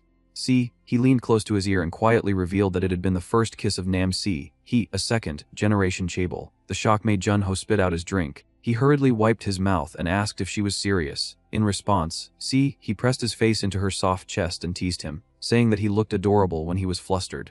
Jun-ho muttered that they would get caught if things continued like this. He grabbed his arm and insisted that they should run away. Watching this unfold, Yuri poured herself another glass of alcohol, her expression dark. She thought to herself that he was beautiful and wealthy, someone even women would admire, someone who lacked nothing. Still, she told herself she could not give up. She admitted inwardly that she had grown too fond of Jun-ho to simply let things slide. With that resolve, Yuri stepped forward and told Namsi to wait. He turned around with a cold gaze that reminded Yuri of her mother's intimidating presence. Walking toward her, he warned that she was good at fighting. She listed her achievements calmly, saying that she had represented her school in fencing, held a level 3 certification in dressage, and was a licensed yoga instructor, among other things. She raised her fists into a boxing stance while the ghostly uncle cheered her on, claiming he would watch over her. Time passed, and the scene shifted. They now stood inside a dark classroom filled with mannequins. He questioned why they were in such a suspicious place, remarking that a school at night felt like the perfect setting for a ghost to appear. Crossing her arms, she demanded to know what Yuri wanted with her. Yuri suddenly spun around with a confrontational glare, shining her phone's flashlight directly into he's face. He shielded her eyes, accusing Yuri of being cowardly. Peeking through her fingers, she realized it was an ambush. On Yuri's phone screen were countless provocative photos. He shouted that Yuri was attacking her with Mr. Deok Chun's legendary photo collection number 2-5. She snatched the phone, staring at the images with trembling hands, declaring that her heart could not take it. With a nosebleed forming, she offered to buy the collection for 1 billion won. Yuri was stunned by the amount and said she had no intention of selling.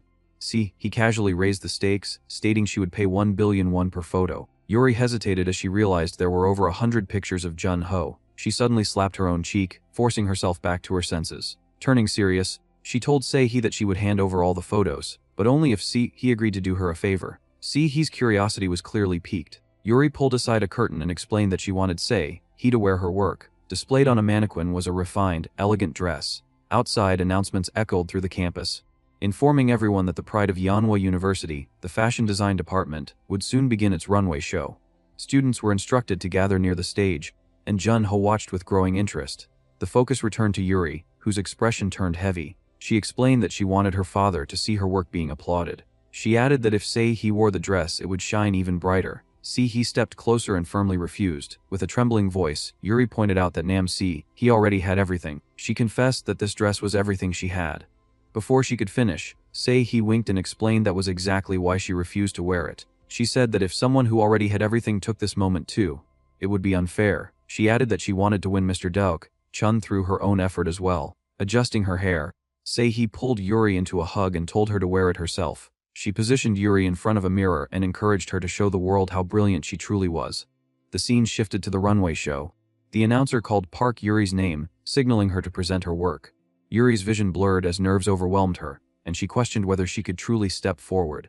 From the shadows, Hwan appeared and asked what she thought she was doing. Startled, she addressed him as her senior. He pinned her against the wall and sneered, telling her not to act arrogant. He mocked her ambitions, claiming she would soon understand how miserable he had been because of her. Yuri turned her face away, heart heavy, as he walked off wearing a satisfied grin, confident that he had crushed her confidence. Laughing to himself, he muttered that he would enjoy watching her get trampled by ridicule. Moments later, the announcer called Yuri's name again. She stepped forward hesitantly, thinking that she might ruin everything because of him. Faced with countless staring eyes, fear took over. She covered her face as tears threatened to fall. Then she heard someone whistling and calling her name. Looking up in surprise, she saw Jun-ho and he cheering her on. The support moved her deeply, and before she realized it, her feet were carrying her forward, toward the path where her oppa stood. Her fear faded away. She noticed Jun-ho giving her a thumbs up while wearing the hood she had designed. Joy flooded her heart as she realized it was the gift she had never been able to give him before. She wondered if he had brought it just for this moment. His constant kindness, always drawing the line and calling her a younger sister, suddenly felt unfair. She thought that he had crossed the line first. All the hesitation, the waiting, the missed timing rushed through her mind. She kicked off her high heels and ran toward Jun-ho, thinking of all the words she had swallowed and all the time she had spent only watching him. She decided it was time to end it. The audience awarded her fashion design a perfect score as she leapt off the stage and ran toward him, determined to finally speak the words that had been tangled in her chest for so long. With a tender smile, she rushed forward to hug him, confessing that she liked him. Instead, her face collided with something unexpectedly soft and squishy. It was He, startled. He asked if Yuri was saying that she liked her. Yuri blinked in confusion, lifting her head and looking around frantically, wondering where her appa had gone. He turns back and states that Jun-ho is right there, but she quickly realizes he and his truck have completely disappeared. Both she and Yuri cry out in frustration, complaining that he has run away again without a trace. The story moves to the following day. Jun-ho drives his truck along the road, thinking to himself that Go-dae, Ok-chun's food truck, is already well known in Seoul thanks to Uncle Dae, Ok-chun's lifelong dedication. He reflects that his own role is to spread that reputation across the entire country, and that his first target region is Gangwon-do. Some time later, his truck is surrounded by a group of elderly onlookers. They murmur among themselves that a young man is preparing something using makgeolli, explaining to each other that makgeolli is rice wine. Jun-ho vigorously shakes the bottle, and the elders warn that it will burst if he keeps doing that. He ignores the warnings and opens the lid anyway, causing the contents to spray everywhere. The elders react with exasperation, reminding him that they predicted exactly that outcome. Jun-ho calmly reassures them and pours the fizzy makgeolli straight into the ice shaver. The machine throws up a flurry of chilled flakes that splash back onto him, and he remarks that it is perfect for hot weather. He then presents a cup of makgeolli shaved ice. The elders study it with curiosity. Jun-ho explains that he mixes makgeolli and milk in a 2-to-1 ratio to create snow like ice, adds sweet red beans on top, and finishes it with acacia honey and powdered sugar for aroma and sweetness. He announces with pride that the makgeolli red bean shaved ice is complete. One elder comments that the makgeolli flavor is rich and enjoyable. Another remarks in surprise that it is possible to enjoy makgeolli, flavored shaved ice, as a snack while also drinking makgeolli. A third gives a thumbs up and observes that as the dessert melts, it naturally turns into red bean makgeolli. Jun-ho pats the side of his truck proudly and asks them to spread the word about Go-dae Ok-chun's food truck. A child approaches and calls him uncle, asking for a red bean shaved ice as well. Jun-ho gently pats the child's head and explains that children are not allowed to have this one. Just then, he hears a familiar voice promoting a special flying experience with SH Airlines. He immediately recognizes He's voice. He assumes she must be busy dominating the city and thinks there is no chance she would guess he traveled all the way to Gangwon-do. In his mind, he challenges her to try to find him. At that moment, he is shown high above the ground, looking down from the sky. She leaps from a plane and dives toward her destination. With a wild, determined expression, she prepares her parachute and loudly calls out Ok-chun's name. Jun-ho hears the shout and looks around in disbelief. He reasons that he must be imagining things after being harassed so often, and tells himself that she cannot possibly fall from the sky. Immediately afterward, she drops onto him and wraps him in a hug, declaring that she has arrived. Jun-ho is left stunned as she tries to kiss him. In one swift move, he counters by wrapping her tightly in the parachute fabric like a roll of jimbap.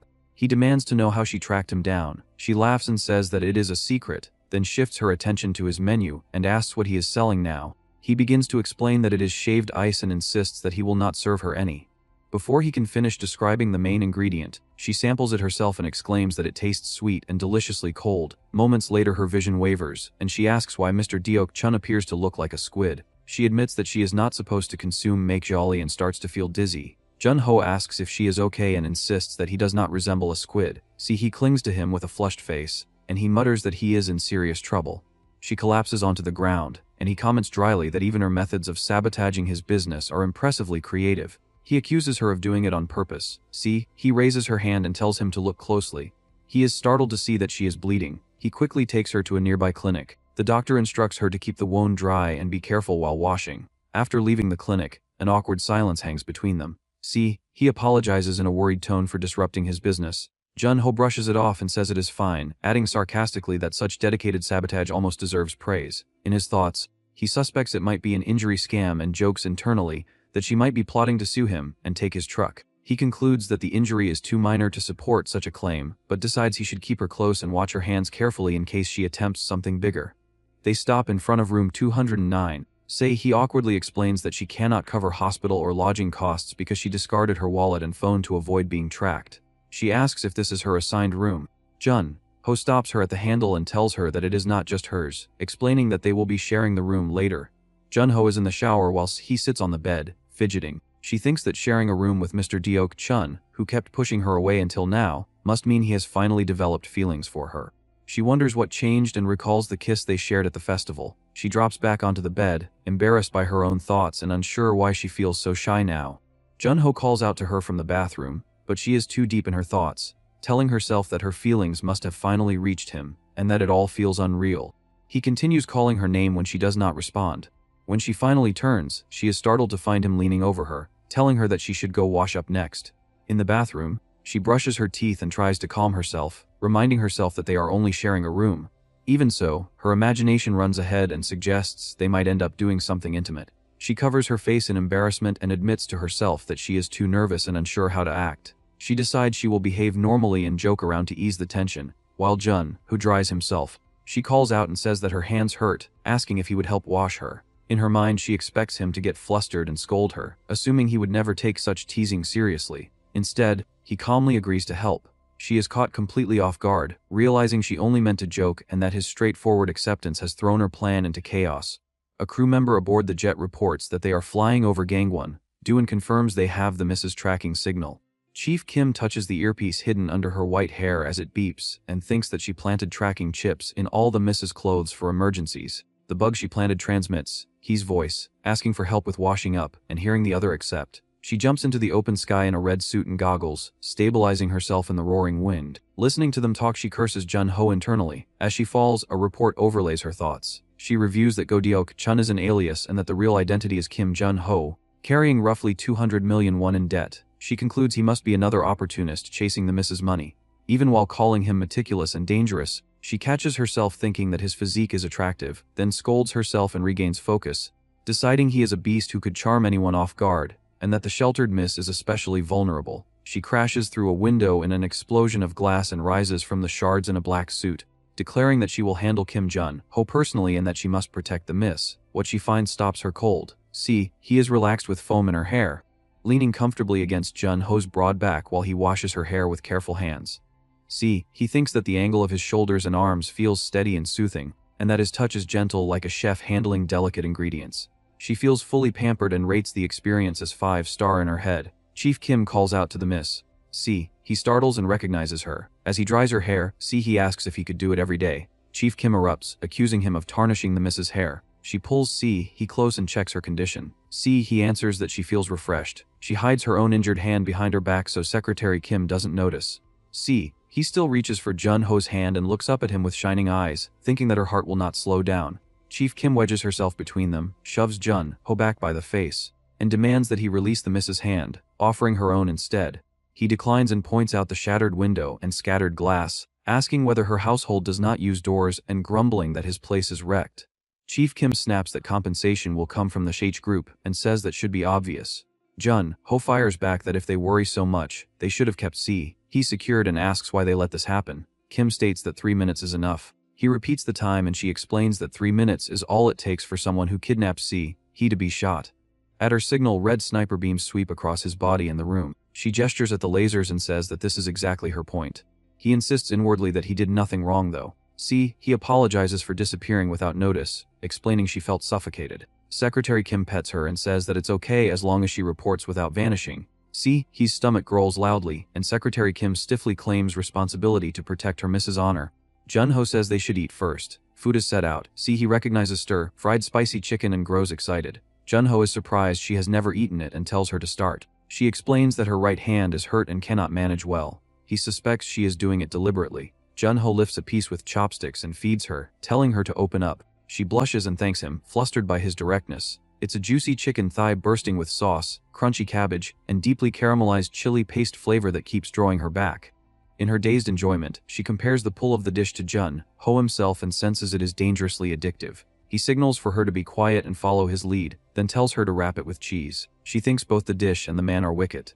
Still embarrassed, she prepares a large wrap and pushes it toward his mouth, insisting he eat too and adding more meat. He bites and chews with effort. After they settle, she admits she caused him trouble and asks why he is suddenly kind. He says he will do whatever it takes to protect what is precious to him. She realizes with shock that he means her and beams with happiness. He studies her and thinks she is a devilish woman who uses his weak spots without hesitation.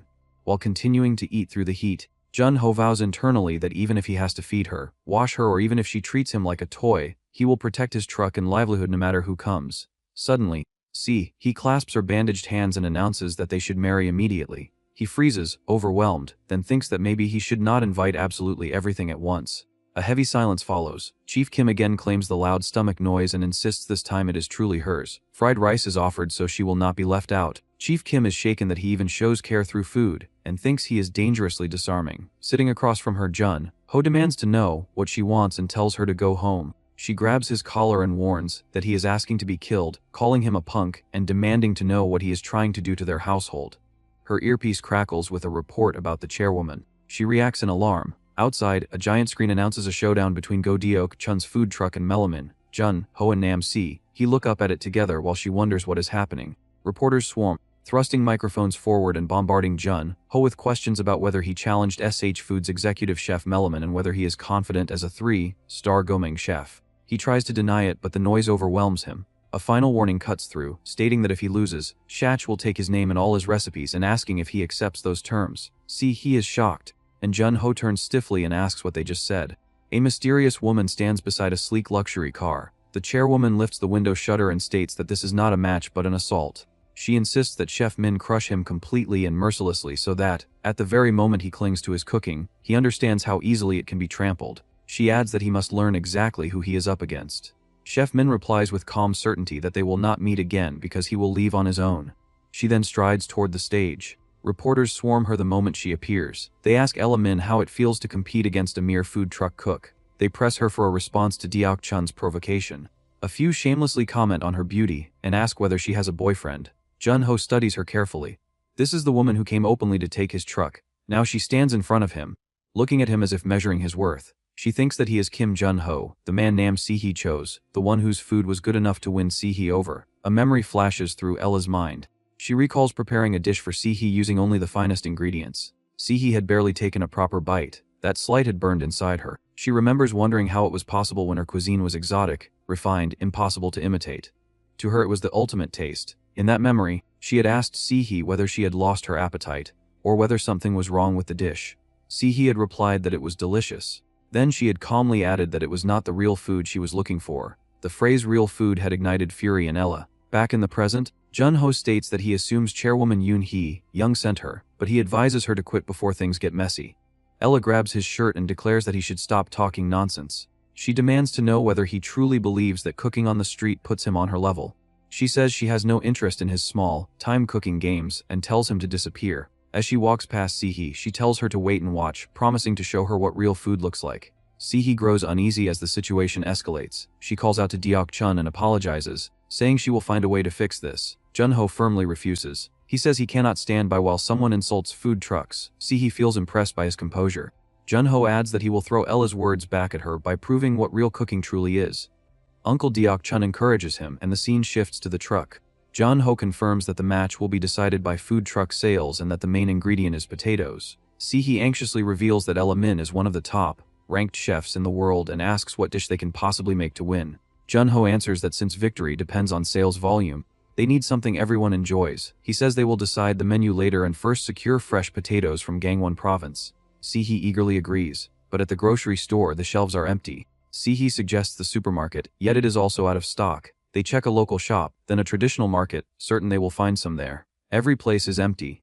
Junho asks a market owner why there are no potatoes in Gangwon province and wonders if a typhoon struck.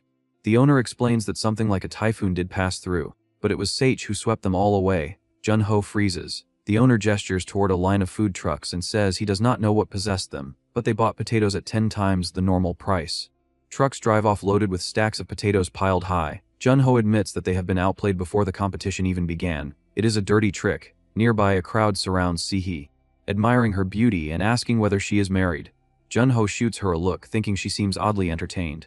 She approaches him holding a single potato and says she managed to find some. He tells her that ordinary potatoes are easy to find, but compared to freshly harvested ones, they are a serious disadvantage. At that moment, someone announces that there are plenty of potatoes at his house. They turn in surprise. A boy named Taebong says he has about 100. Junho's expression shifts as he asks whether Taebong truly said 100. The camera pans over a wide field, and Junho remarks that there must be over 1,000. With permission granted, they rush to harvest before sunset. Time passes, the sun sinks low, and Junho is nearly finished. Sihee calls out that they have already peeled over 100 potatoes. Junho notices her dress and thinks that even dressed for the field, she still looks like a city girl. She suddenly stumbles and falls awkwardly. He sighs and offers his hand, telling her to rest and warning that her injured hand could worsen. She feels touched and wraps her arms around him, asking if he is that worried about her. He insists that it is not about her but about protecting the hand. She teases that he is cute. Taebong calls out that it is snack time. They are served McJolly and potato pancakes. Junho takes a bite, curious about pancakes made from freshly harvested potatoes. The taste surprises him. He senses the natural sweetness and softness instantly. The deep savory flavor fills his mouth. He thinks it would almost be a waste to dip them in soy sauce. The ingredients speak for themselves. With potatoes like these, he believes he can win. Sihee raises a cup of McJolly and proposes a cheerful toast. They drink deeply, feeling refreshed after a long day's work. Then Junho realizes it is McJolly and she is allergic. But it is too late. The alcohol hits her quickly. Her vision blurs as she calls his name. Memories of their time together flood her mind, overlapping like a dream. She feels overwhelming happiness beside him. She thinks she never wants to let him go again. Then another thought cuts through her haze. She realizes that because of her mother, she cannot protect Mr. Deok-chun. Sihee asks him if he is suffering. She wonders aloud whether loving her is difficult. In her blurred state, she sees her mother's hand gripping him, and she cries out, telling him not to leave. The scene snaps back to reality. She is lying on top of Junho, tears streaming down her face. Junho, confused, asks if she is alright. Her vision is clouded by tears, and she keeps muttering that he must not go away. Her tears drip onto his face as he stares up at her, deeply concerned. His eyes suddenly widen when she collapses fully against him, catching him completely off guard. A brief recap reveals what led to this moment. Earlier, she had passed out on the ground, deliriously calling Deok-chun a squid while hallucinating. Junho had still needed to dig up more potatoes, yet he knew he could not leave her alone in that state. She would only cause trouble. He carried her instead, thinking to himself that she constantly gave him reasons to worry. As he looked down at her, he quietly said her name in his thoughts. Taebong's uncle later drove them back with the harvested potatoes loaded in the truck. Sihee rested heavily against Junho's shoulder. She groaned and apologized to Deok-chun in her sleep. Noticing the sweat on her skin, Junho wondered what kind of nightmare could make her grip his hand so tightly. She whispered weakly that he must not go. The tremble in her voice nearly shook his heart. His hand shifted toward hers. And he thought that he felt so sorry for her that he instinctively wanted to hold her hand. He quickly told himself that his uncle should not misunderstand. He insisted that she was just a wicked woman who happened to be drunk, and that holding her hand for now did not mean he had fallen for her. Later, Junho thanked the elder for letting them stay the night. He decided to call Chief Kim to pick Sihee up. Just then, rain began to pour. With no time to waste, he lifted her from the truck and carried her inside. There was only one mattress. Taebong cheerfully announced that he had found another pillow. Junho, unwilling to inconvenience them, told Taebong that Sihee would be leaving soon. But when he tried to call Chief Kim, the signal failed because of the rain. Sihee slept soundly, snoring loudly. Junho muttered that she was driving him insane. He complained that it made no sense for the phone to lose signal over a little rain. The real culprit appears elsewhere. The ghostly uncle gathers his spiritual energy and directs it at the power line, snapping it. He laughs wildly and assures his daughter-in-law that she can thank him later. Back inside, Junho cannot sleep with a woman beside him. Sihee groans that she feels hot, removes her jacket, and tosses it onto him. She calls his name. When he turns, he is startled to find her already hovering over him. She is crying again. He asks if she is okay. Through tear-filled eyes, she tells him not to leave her. As her tears fall onto his face, he warns himself not to be fooled. He thinks that this must be one of her tricks, and that if he gets swept up in it, he is finished. Yet he cannot ignore how genuinely hurt she looks. His eyes widen again when she collapses onto him. This time she has simply fallen asleep on top of him. He apologizes inwardly to his uncle, saying he truly tried to avoid this situation. Unbeknownst to him, the uncle had orchestrated it all. The next morning, sunlight streams into the room. Sihi sleeps comfortably, while Junho has not slept at all. She wakes and casually asks whether he slept well. Junho fumes internally, convinced she plotted to ruin his condition before the competition. Soon, the competition begins. A massive crowd gathers as the announcer declares that both chefs are competing with their names and honor at stake.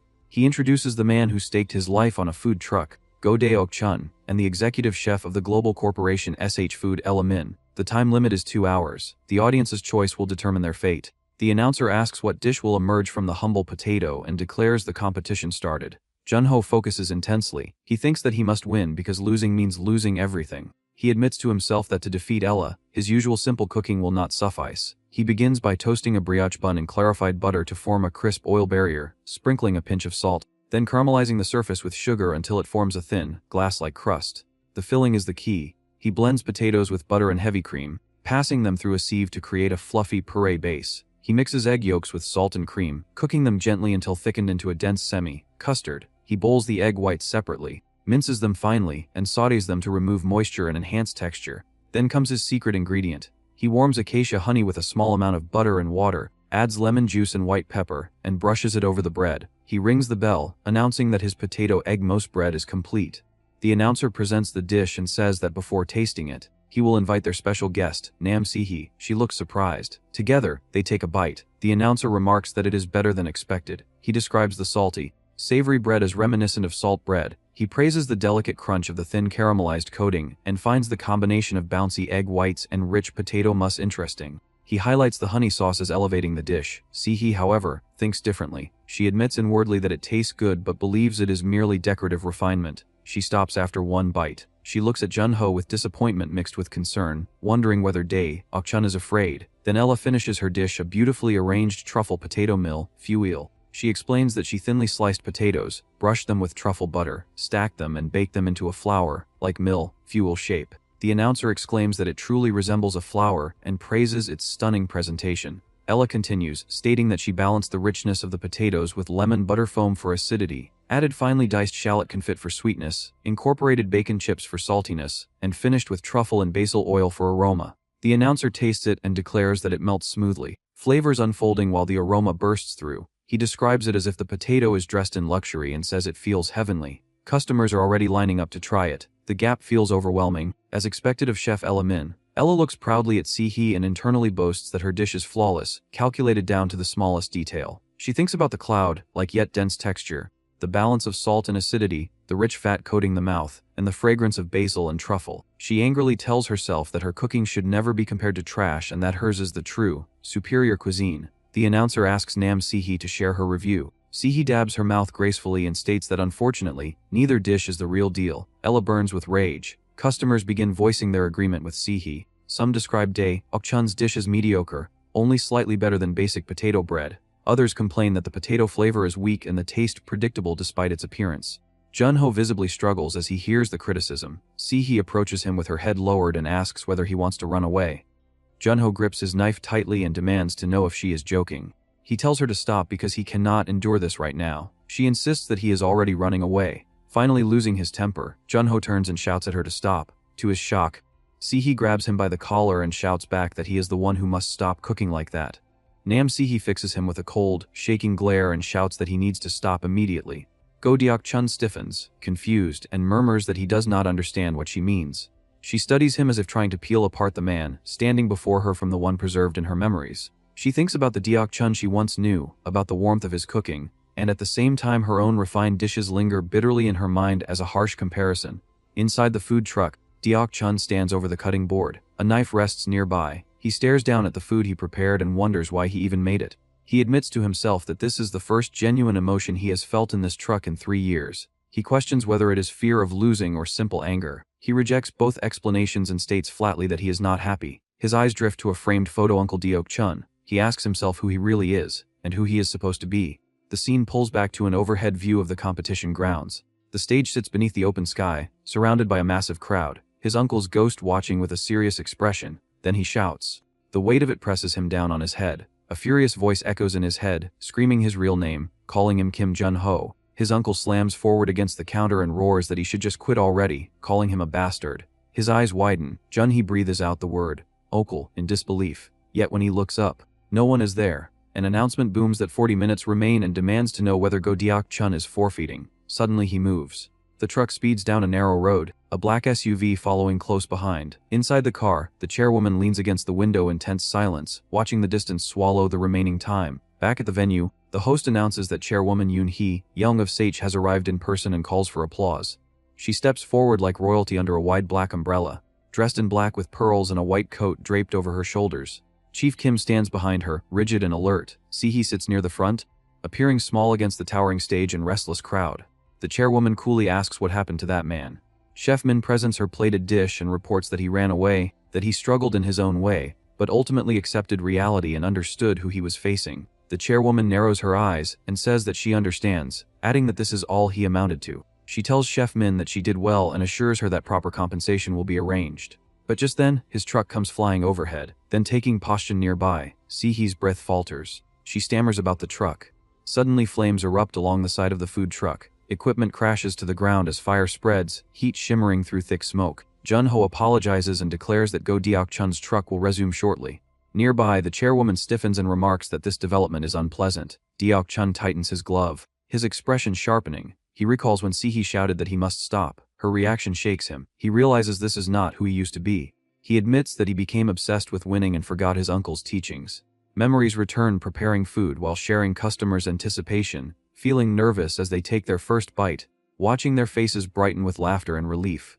He reminds himself that hearing someone say it is delicious brings a happiness no money can match. He declares inwardly that this is why he runs a food truck. He confesses that he became greedy and arrogant. He looks at the potato and acknowledges that it is already complete as it is. In a desperate, almost absurd moment, he begs for one more chance. Onlookers whisper that he must be insane for talking to a potato. Chef Melaman grips her own potato tightly and vows that she will crush him. Their knives begin to move in rhythm, blades flashing as slices fall thinner and denser. She boasts that she will demonstrate the true difference in their levels. Soon, the crowd begins shouting about glasses. Confused voices repeat the word. Then they realize that paper, thin potato slices have clung to their lenses, so transparent they were invisible.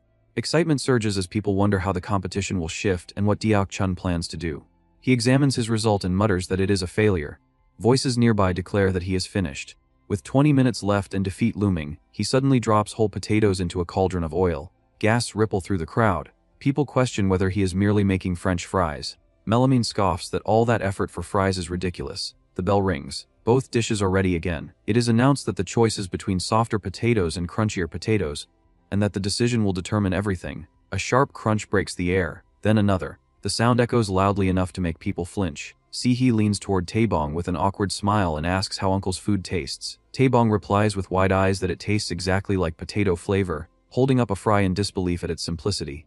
As he feeds her, crunching spreads through the crowd. People chant through mouthfuls that it is potato flavor, repeating the phrase while chewing nonstop. Beneath the chorus of crunches lingers the question of why this simple taste feels so overwhelmingly satisfying. Taebong cries that Nuna ate everything. Nam Si-yu stares at the final fry near her lips and wonders if it is truly just an ordinary French fry. The moment she bites, her eyes widen. She declares that this is it, explaining that she can see the dense layers created by those precise knife cuts. She says that biting into them at once releases a crisp snap like stepping on dry autumn leaves. Another customer bites in loudly and describes how the rich aroma and flavor of fresh potatoes explode in the mouth. It notes that even before the tongue fully processes the taste, the brain is flooded with dopamine as the name, Crunch Potato Freeze, flashes like a signature. The crowd surges toward Go Deok-chun's truck, shouting in disbelief that they are already sold out and begging for more. Someone points out that they cost only 3,500 won and insists on buying more. Another voice demands 3, then quickly changes it to 5. Deok-chun lifts his strainer high like a banner and announces that 5 crunch potato fries are coming right up. Sehee thinks that this is food that brings happiness and warmth to people's hearts. Sehee clasps her hands tightly, her eyes shining, and realizes that this is the cooking she truly fell in love with. Across from them, fries land onto plates as crumbs scatter. The chairwoman's gaze hardens. She crushes the food and states that it is not over yet. She calls for Chief Kim and snaps her fingers. A loud countdown announces that 10 minutes remain. The announcer panics and asks what that is, looking at something. Deok-chun looks up in shock. He states quietly that there is no way. As SH Group's trucks rolled into view, Junho immediately realized they were pulling another cowardly stunt. Men began pouring out of the vehicles, and the announcer reacted with open shock, asking what was happening and whether SH was really deploying its own employees.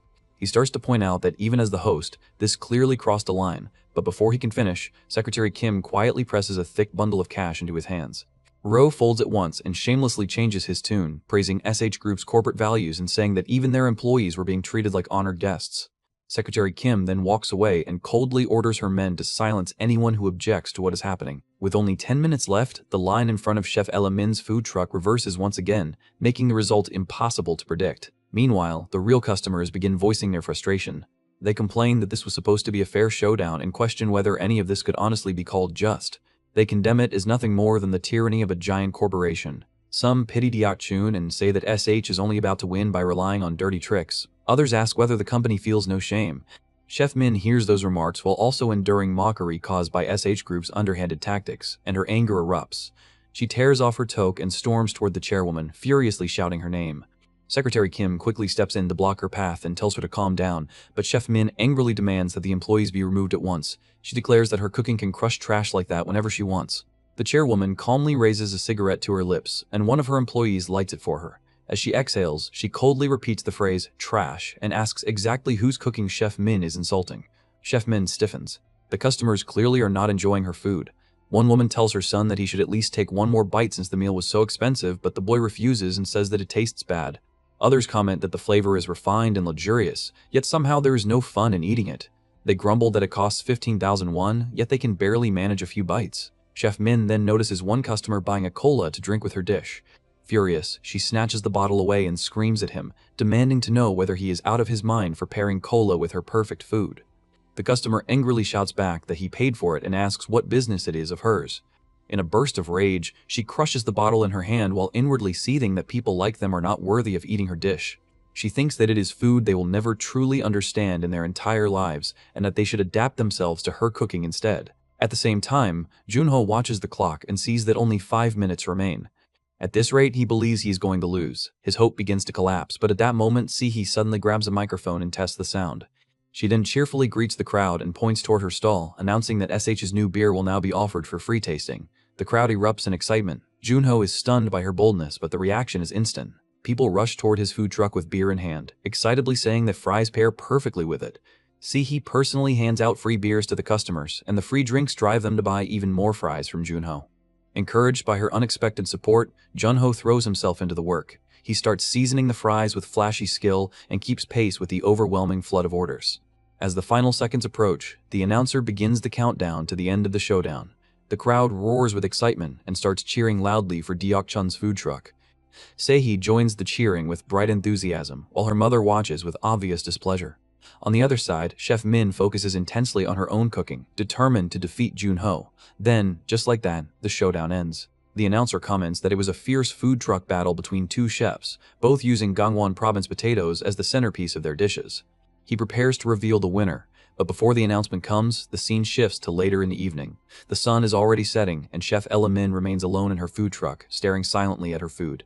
At last, she moves as if to throw it away, but a voice stops her and says that if she is going to discard it, she should at least give it to him instead. Startled, she turns and sees Kim Junho holding out 20,000 won, offering to buy it from her. He takes a bite. The moment it touches his tongue, the flavor bursts across his senses. He inwardly marvels that it is unbelievable and wonders what she even did to those potatoes. He admits to himself that he cannot even imagine copying it. He concludes inwardly that he has nothing to say because her cooking exists on an entirely different level. Holding up his fork, he asks how such a thin slice of potato could carry that much depth of flavor. Ella scowls and explains that she did not use only potatoes. She reveals that she spread truffle butter over it. Then, flaring up like a devil, she demands to know why she should be telling him any of this and snaps at him to stop asking questions. Junho keeps eating anyway and says that it cannot be helped. He casually asks her to give him another serving. She explodes and furiously demands to know whether the bastard came just to gloat because he won. Before she can go any further, Junho plainly tells her that it is delicious and that he wants to eat her cooking again. Chef Ella freezes.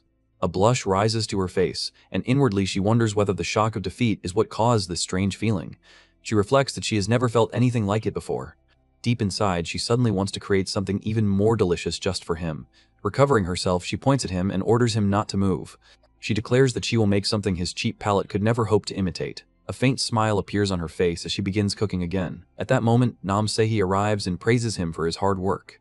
Junho thanks her for helping him earlier, but Seihi gives him a bright wink and lightly says that she has no idea what he means. She insists that she was only there to promote SH's new beer. Still confused, Junho asks why she helped him at all. He points out that if he had lost, she could have used that chance to take everything she wanted from him. Seihi replies that it is not something she wants badly enough to obtain with her mother's help. Junho leans in closer and asks what the real reason is behind her obsession with him. With a warm and loving smile, Seihi finally reveals that she likes him. Hearing that, Junho narrows his eyes and thinks that she is truly a difficult woman. Her expression does not change in the slightest, yet he is convinced she is planning to legally seize the food truck's brand rights and recipes through marriage. Nam Seihi wraps herself tightly around him and urges him to marry her already. Caught off guard, he jerked back and warns her not to come any closer, shouting that he will get shot if she does. From inside the truck, Ella Min stares at them with open irritation and yells that he really did come just to rub it in. She furiously tells both of them to disappear. Sometime later, a phone keeps ringing with new messages. In the group chat, Park Yuri suggests that they all go on a trip and reacts with excitement. Shin Soo-hyun responds with a sign of approval. Nam Seihi says that she loves trips and asks Deok-chun whether he is coming too. Park Yuri proposes Gapyeong Valley and says that they had gone there before and that it had been great back then as well. Shin Soo-hyun sends another approving response. Nam Seihi eagerly says that she loves playing in the water and asks Deok-chun once more whether he likes it too. Park Yuri says that she will reserve the lodging, and Nam Seihi boldly declares that they should leave the very next day. The following day, Nam Seihi sends him a message saying that she is already waiting in front of his house and tells him to come outside. He stares at the message without saying a word. At the valley, the four of them make their way together through the shallow stream.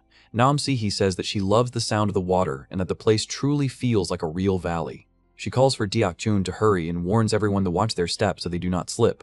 Then someone notices a fish and excitedly points it out. Nearby, a watermelon drifts along the surface of the water. Junho lies back in the stream and reflects that for the last 3 years he has done nothing but run forward without stopping. He thinks that sometimes it feels good to pause and actually look around. As he watches the others, he notices that the two women seem to have grown surprisingly close as well. Park Yuri splashes Nam Seihi with water, and Nam Seihi complains that her makeup will come off if she keeps doing that. She splashes water back and accuses Yuri of showing off for someone. Junho then turns to Shin Soo-hyun and asks whether it was Soo-hyun he had been looking at, then wonders aloud whether he does not like water. He walks over, hooks an arm around him, and says that he is glad Soo-hyun came because trying to fit in while surrounded by women is exhausting. He asks whether Soo-hyun served in the military. Sitting close with a firm grip on his shoulder, he tells him to eat more and work out so he will not get hurt there. Soo-hyun quietly thanks him and respectfully calls him sir. Junho tells him that if he is Yuri's friend, then he is his friend too, and says that he should just call him Hung. After hesitating, Soo-hyun softly calls him Hung. Right then, someone notices that the watermelon is floating away. Soo-hyun says that he will go after it, and Junho asks whether he really plans to do that while warning him to be careful. Soo-hyun steps into the water to chase the drifting watermelon, but in the very next moment, he loses his footing and crashes into the stream. Nam Seihi cries out in panic that Soo-hyun cannot swim and frantically says that she will get a tube. Before anyone else can react, Junho rips off his cap and throws himself into the water. The women shout for Deok-chun and Appa as he dives under. He reaches Soo-hyun beneath the surface, grabs hold of him, and drags him back up. Holding him securely, Junho rises from the water with a heavy splash. Breathing hard, he asks whether he is all right. Soaked and shaking, Soo-hyun weakly says that he is. Then, with tears glistening in his eyes, he calls him Hung again. The timid way Soo-hyun says that word makes Junho's mind betray him. For one brief instant, Soo-hyun looks like a crying girl in his eyes, and the shock hits him so hard that he blurts out that he is not young before dropping straight into the water in complete disarray. Park Yuri notices his strange reaction and asks what on earth he is thinking. Junho avoids her gaze and says that he is thinking about something completely absurd. He keeps insisting to himself that he must have seen it wrong and that it was probably only water in his eyes.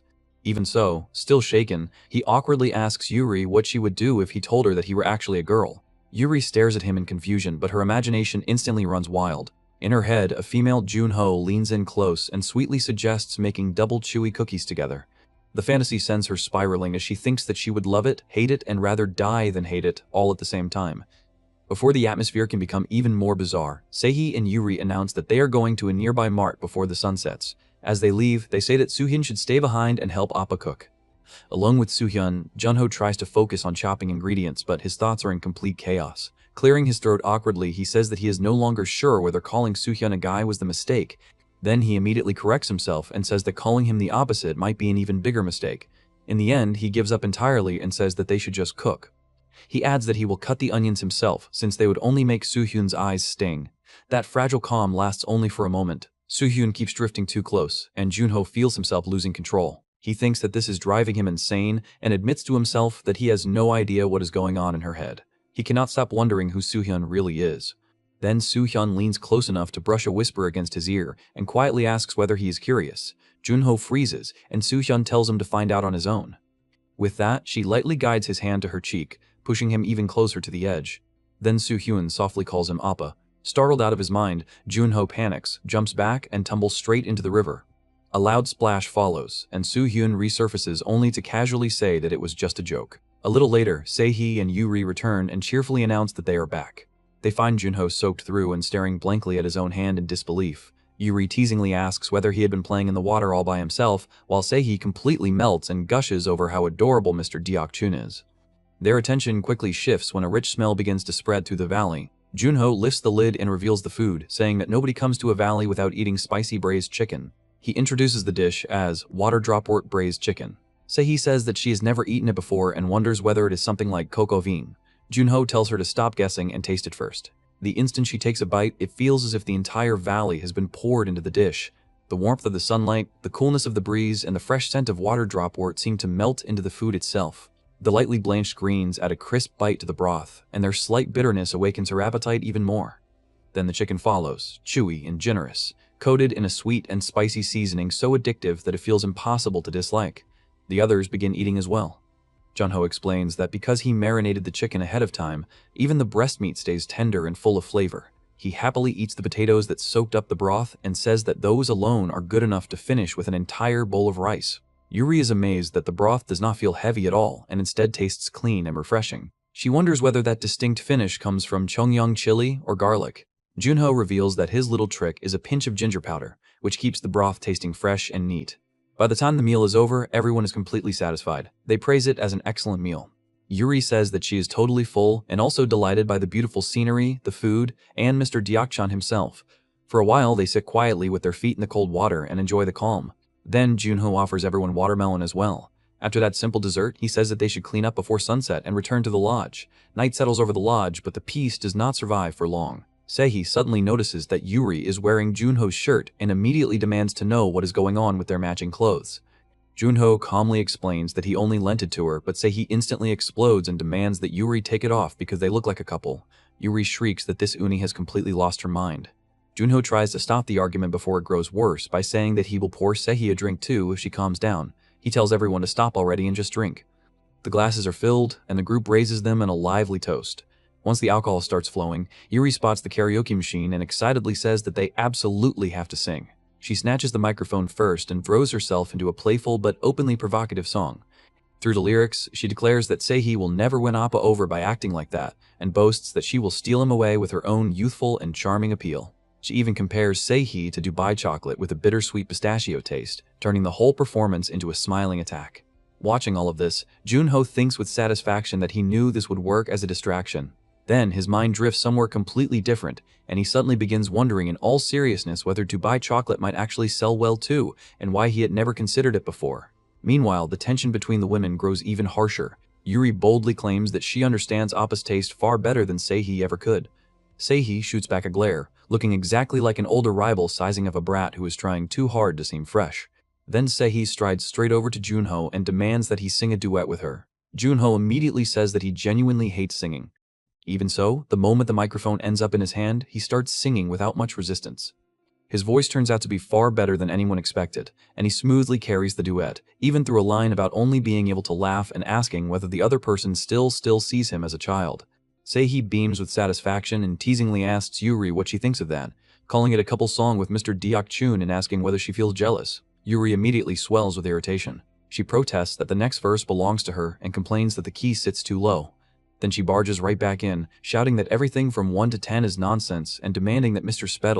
Deok-chun sing with her instead. The whole room falls into loud disorder. Another lyric about yelling nonsense at people who refuse to listen echoes through the room. Can only stare in amazement, and Yuri ends up marveling that she never knew a person could sing with his arm muscles too. Junho tries to put an end to the chaos, but he only ends up shouting even harder into the mic.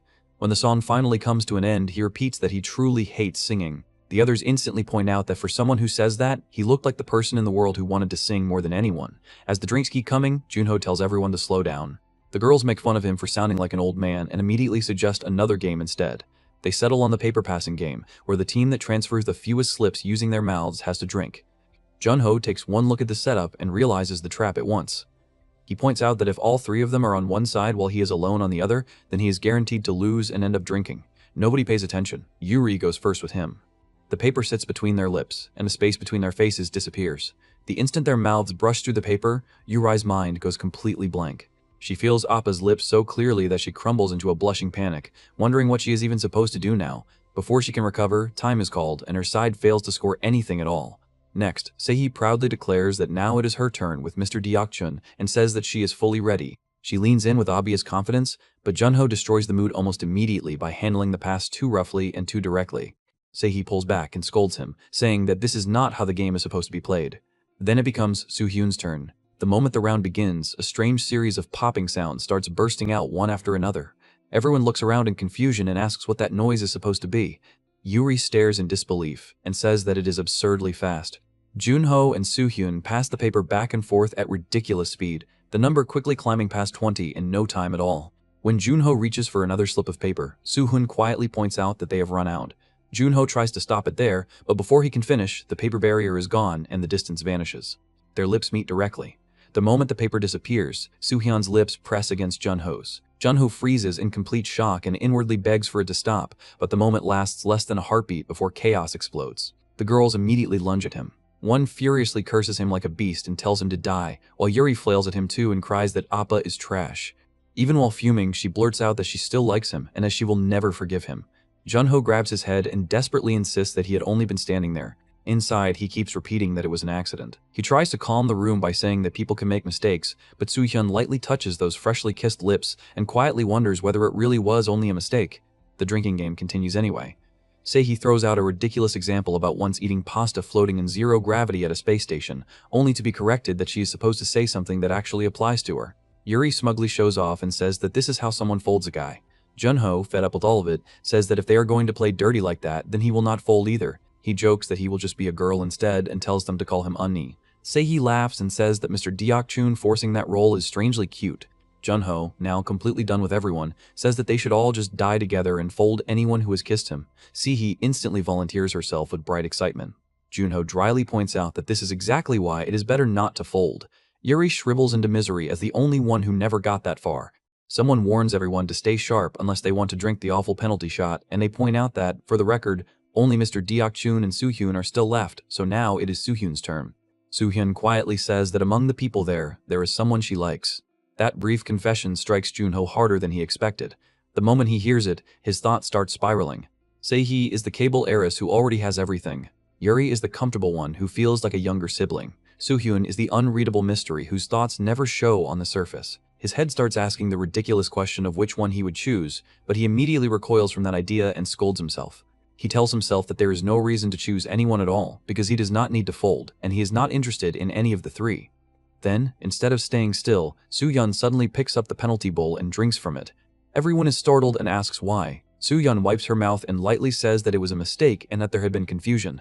Junho immediately thinks that there is no way that was really a mistake, and Seihi and Yuri narrow their eyes as if they suspect exactly the same thing. Later, as the night grows deeper, Junho notices the air turning colder and asks where Soo-hyun went. He is told that Soo-hyun stepped out for a walk to sober up and that no one noticed when she left. After a short pause, Junho says that something was left in the car and that he will go get it, but once he is outside, it becomes obvious that he is really searching for Soo-hyun. He walks through the dark woods, wondering how far Soo-hyun could have gone and whether walking around alone at night is not scary.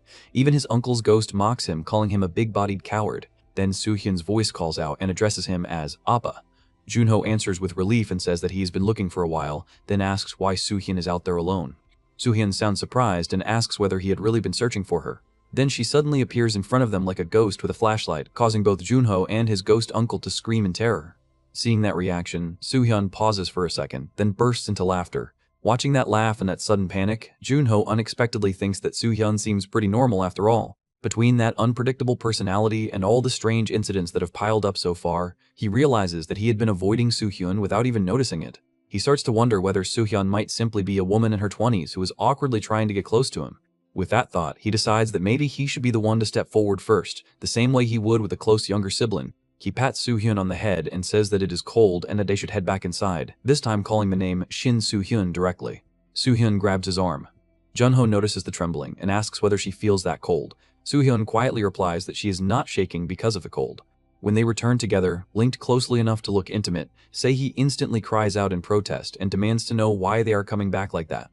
She complains about the locked arms and says that if there is going to be a night walk, then it should happen with her too. Yuri immediately jumps in and says that the same should apply to her as well.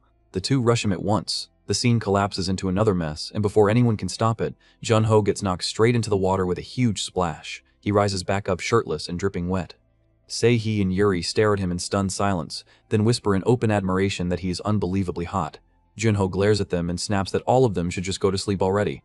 Later, while he's in the shower, Se-hee cheerfully says that Appa's clothes can be used as pajamas and decides that she will leave her own clothes behind as a gift for him. Yuri goes in after her, glances at the clothes, and immediately feels something is off. To her, they clearly look like women's clothes, and suspicion begins to creep in. Her mind starts fitting everything together like scattered puzzle pieces. All the strange things Jun-ho had said, the odd situations that kept piling up, and even his earlier joke about becoming a girl begin resurfacing one by one. She admits to herself that she never really believed it before. Then she admits something even more honest, that maybe she simply had not wanted it to be true. Only now do all the pieces start sliding into place in her head. Drunk Yuri suddenly breaks down in tears and sobs that Unni is hated and that she truly hates Unni. Se-hee immediately rushes over to comfort the crying Yuri, fussing over her while also sounding ready to fight anyone if necessary. The entire room sinks deeper into drunken nonsense. After washing up, Jun-ho comes back out with a towel draped around his neck and finds that the girls are already asleep on the bedding. Looking down at them, he thinks that the younger ones drank again and clicks his tongue at the strong smell of alcohol filling the room. His eyes move from one sleeping figure to the next, and he realizes that all of them have collapsed side by side. Then a new problem hits him. With all of them sleeping there like that, there is no obvious place left for him to lie down. Staring at Se-hee, Soo-hyun, and Yuri spread across the futon, he starts panicking inwardly and wonders who in the world he is supposed to sleep next to. Jun-ho lies there in despair, silently begging his uncle for help. His uncle, wearing a deadpan expression, points toward the sofa and then toward the far side of the girls as if the answer could not be more obvious. Jun-ho completely fails to take the hint, and instead starts reasoning his way through the disaster. He decides that Yuri might be the safest choice since she is the youngest and the one he has known for years.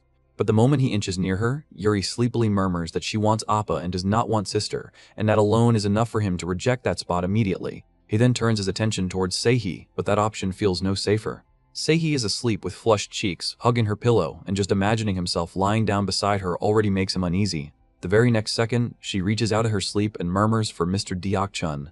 Jun-ho panics at once, thinking that he knew something like this would happen. He barely slips away before she ends up wrapping herself around a pillow instead, sleepily kissing it and murmuring his name with total satisfaction. Jun-ho trembles in relief and thinks that it had been much too close. Then Soo-hyun suddenly wakes and softly calls him Appa. Jun-ho realizes that he is hovering right over Soo-hyun and inwardly declares that he is finished because Shin Soo-hyun is awake now, and there is no way this situation can ever be explained properly. Before the misunderstanding can explode, Soo-hyun quietly asks whether he had nowhere to sleep. Then Soo-hyun shifts aside, pats the empty space next to her, and gently tells him to lie there and rest comfortably. Jun-ho hesitates, overwhelmed by the exhausting day, the alcohol still lingering in his body, and the strange warmth surrounding him. He thinks that he needs to get away somehow, but sleep reaches him first. When he opens his eyes again, he gasps in horror. All three of them have piled onto him in their sleep. Se-hee is draped all over him, Yuri is pressed tightly against him, and Soo-hyun is tucked into him too. Trapped under the full weight of this nightmare, Jun-ho can only beg for help in total silence. Morning arrives, and just like that, he is back at work. Wearing a bandana with Deok-chun written on it, he checks a fresh batch of dumplings and says that they have steamed nicely. Looking down at them, he wonders whether today should become the very first day of business. The story shifts to Jeonju. Jun-ho stands by his food truck and hands over a box of meat dumplings, saying that one order is ready. A long-haired woman steps forward. She first says that she will help with the payment, then shyly asks whether he can really help her. Jun-ho, still completely in business mode, simply responds with the price. The woman, clearly thrown off by that answer, can only ask for pardon. As the awkward moment lingers, Jun-ho recalls what he knows about Sohyang, a famous traditional restaurant in Jeonju with deep roots and more than a century of history. He remembers the tourism pamphlet explaining that Sohyang is practically a cultural landmark and that its late master, Madame Yang Gumhoa, preserved traditional flavors so faithfully that the restaurant came to symbolize the city itself. He then notes that the woman standing in front of him is Yang Miak, the granddaughter of Yang Jumhua. After putting those pieces together, Junho asks whether Miyako ran away because she hates cooking. Miyako quickly denies that. She says that she does enjoy cooking, just not that kind of cooking. Junho understands that is nothing more than a matter of different taste. Miyako bows her head and apologizes for throwing such a heavy story onto him even though it has nothing to do with him. Junho calmly says that it is fine and that listening to customers' stories is part of the fun of running a food truck. That simple answer hits Miyako hard. She grabs both of his hands in gratitude and calls out to Mr. Deok-chun with shining eyes.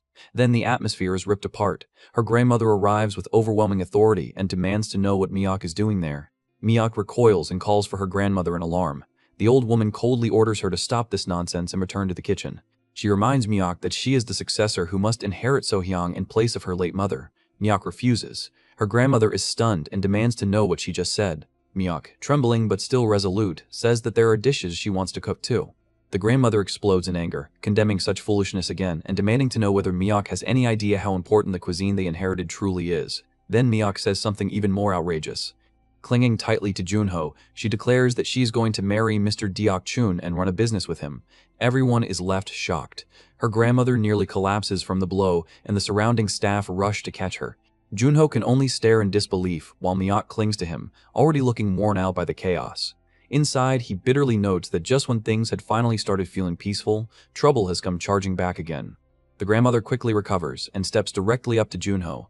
Junho feels the pressure of her gaze as she silently questions whether this young man is really the one accused of putting such nonsense into her granddaughter's head. But before the argument can spiral any further, the old woman notices his truck and the food on it. She decides that there is no need for useless words because a cook speaks through food. She picks up one of his dumplings and takes a bite. The flavor strikes her like a shock. The juices burst out. The aroma lingers beautifully in the mouth, and the balance of meat and vegetables in the filling feels perfectly measured. In that instant, she is forced to admit that from nothing more than a food truck, she has tasted something that deserves to be compared to Sohyang itself. Blood that had long gone still begins to boil again. Satisfied, she tells Go Deok-chun that she understands what he wants to say. Junho blankly replies that he had not actually said anything. The old woman ignores that completely and makes her judgment. She properly introduces herself as Yang Jum-hwa, the owner of Sohyang and the woman who represents the taste of Jeonju. Then she declares that if he truly intends to take that child away, he will have to prove himself. In 2 days, they will compete in front of Sohyang. The battle menu will be chicken skewers. Miyako is startled and nervously asks whether that is really all right, wondering whether Mr. Deok-chun was caught off guard. Junho looks down at her and says that now that it has come to this, they should just win. Miyako is moved all over again. The challenge is set. Now the question becomes whether a food truck that chose chicken skewers can really shake a place backed by 120 years of history. Miyako raises Junho's arm high and shouts for encouragement. After the stall is cleaned up, Junho says that they should head out and buy ingredients for the chicken skewers. Miyako immediately lights up and says that before that, she wants to show him around Jeonju first. Junho can only break into a nervous sweat and protest that this is really not the time for sightseeing. Even so, Miyako drags him into a tour before they ever get near the ingredients. She dresses him in a blue hanbok and happily says that it suits him perfectly. The two go around tasting snacks, taking photos in front of traditional buildings, and wandering beneath the bright trees until Junho finally says that if they stay out any longer, the market will close. So they really have to buy what they need. Miyako brightens right away and says that she will take him to the market she always uses. The moment they arrive, the crowd recognizes Miyako. People excitedly shout that Miyako is here and quickly gather around them. Some ask whether the rumor is true, others ask what rumor they mean, and then the answer spreads at once. They say that the little bean sprout is apparently already getting married, ask whether Junho is the guy, and even joke that at least he looks strong enough for the role. Junho, sweating under the sudden attention, thinks that the rumors have already spread this far. Miyako apologizes and explains that the people in the market have watched over her since she was little, so they are taking a special interest in this. Before the two can get away, they are swept straight into the Jeonju Market Strongman Couple Contest, which has just been revived and comes with a huge coupon prize. Junho gets shoved onto the stage while Miyako flusters beside him, and then the host begins the countdown and starts the match. The rules are simple and merciless. The couple who can hold a horse stands the longest wins, and anyone who stands up or sits down is eliminated. Junho is forced to support Miyako while keeping the posture, and the crowd immediately starts heckling. Some laugh that Miyako should feed her husband some tonic, while others mock him for sweating already and wonder how he plans to last later. 15 minutes pass and only 2 teams remain. One is Miyako and Junho. The other is the rice shop owner, Mr. Park, a former Cerium champion, together with his wife. Junho sees the monstrous pair still holding firm and panics inwardly, wondering how they are supposed to beat something like that. Miyako, meanwhile, starts trembling. She questions why she is even doing this, admits that she has reached her limit, and says that she cannot hold on much longer. Then, with a guilty look, she asks whether she is really that heavy. Hearing that, Junho instantly hardens his resolve. He thinks that if he gives up now, it will feel as if he made her cry. In his heart, he desperately begs for strength. He pushes himself far beyond his limit and surges up again with frightening determination, but that sudden burst only startles Miyako. She cries out his name, loses her balance, and slips from his hold. The referee immediately announces that Miyako's team is out. Miyako sadly says that she did not mean to let go. Afterward, Miyako apologizes. Junho replies that he is the one who should be sorry, but Miyako denies that and says that he must have had the harder time. Then, blushing, she quietly adds that he had looked really cool. Junho turns in confusion and asks what she just said, but before he can hear it clearly, the market people surround them again. They loudly declare that just starting the drinking is enough reason to celebrate, then complain that after all the years they spent raising Miyako, there is no way they are handing her over that easily. They demand to know why Junho is not even holding a glass. Trapped once more, Junho inwardly screams for help. The interrogation begins in the form of drinking games. The first question asks what Miyako's favorite food is. Junho freezes, admits through his hesitation that he has no idea, and is forced to drink. He soon loses count of how many cups he has swallowed. Even as he drinks, he thinks that he only just met this woman, so how could he possibly know things like that? The next question asks what food Miyako hates. Junho still cannot answer, and admits that he is not sure about that either. The crowd erupts and announces Love Shot Level 2. The onlookers squeal that the two are unbearably sweet, while Miyako softly notices that Mr. Deok-chun is clearly struggling. Seeing his condition, Miyako leans close and quietly tells him not to worry. She says that if nobody cared about her, they would have already dragged her home, so he only has to endure a little longer. He places his hand over hers and reminds her that she was the one who said he would help her. He tells her that this is their situation now, so they have to see it through to the end. Miyako gathers her courage and says that they should do it. The next question arrives and asks for Miyako's birthday. Before things can get worse, Junho immediately says that he will just drink, but that answer only makes the crowd more suspicious. They begin asking how a groom could fail to know his bride's birthday and question whether Miyako has been lying about something. Junho realizes in horror that they are about to be exposed. Then the crowd proposes that if they are going to do this, they should go all in and finish it properly. Junho repeats those words in disbelief. The answer comes back immediately. They declare Love Shot Level 4. Only then does the real meaning come out. It is mouth to mouth. Junho and Miyako both freeze. They instantly consider running and agree that they need to get out fast. But Miyako suddenly refuses with blazing determination. She says that nobody is leaving until they prove how serious they are. The crowd blocks their path and pushes even harder, making it painfully clear just how absurdly serious the people around them are. Junho, drenched in alcohol and confusion, starts wondering why Miyako would go this far for someone who is basically still a stranger. Then, a dangerous thought slips into his mind. He begins wondering whether Miyako might actually like him. As he looks at her flushed face and trembling eyes, the mood starts to change. He thinks that if they really go through with this, then their lie will stop being a lie. The distance between them narrows, and before he can stop his thoughts, that possibility starts to feel frighteningly real. After all the drinking, the market women practically carry Junho away. They worry that at this rate, Miyako will wear the poor groom out, wonder how much he drank to end up like this, and decide to lay him down in the guest house across the street. Miyako keeps calling for Deok-chun to wake up a little, then secretly thinks that if she is going to escape, this may be her only chance. When the room is rented, the owner says that one room should be enough for a married couple. Miyako can only thank them and drag Junho inside. Once they are alone, Miyako tries to survive the awkward night. The owner of the house deliberately lowers the temperature until the room becomes freezing cold, remembers the fable about the wind trying to blow off a traveler's coat, and watches the room grow icy. Junho shivers harder and curls up tighter. Panicking, Miyako cries that she does not even know how to turn it off and wails that Deok-chun is going to die like this. In the end, she hugs him and tells herself that it is only because the room is too cold and she has no other choice. Then, the owner changes tactics. Like the sun in the story, she raises the heat instead. The room turns stifling, sweat begins pouring everywhere, and Miyako groans that it is so hot she might die. Junho pulls off his shirt and the sight leaves her burning with embarrassment. The lesson from the old fable echoes in her mind, that warmth opens hearts far more easily than force ever could. In the middle of that flustered silence, Junho murmurs Miyako's name in his sleep. She jolts and whispers his name back in disbelief, but when he only mutters for help again, she realizes that it is just sleep talking. With him still half asleep, Miyako quietly confesses everything she has been carrying inside.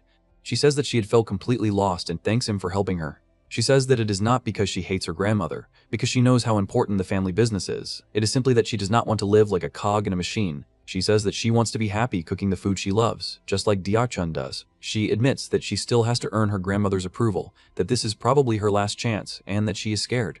She asks whether they can really pull it off. As dawn slowly brightens the room, he remains beside her and the quiet between them grows softer. The next morning, Miyako greets him with a stammering good morning. Junho wakes up half naked, unable to remember anything clearly, and nervously asks whether he did anything strange the night before.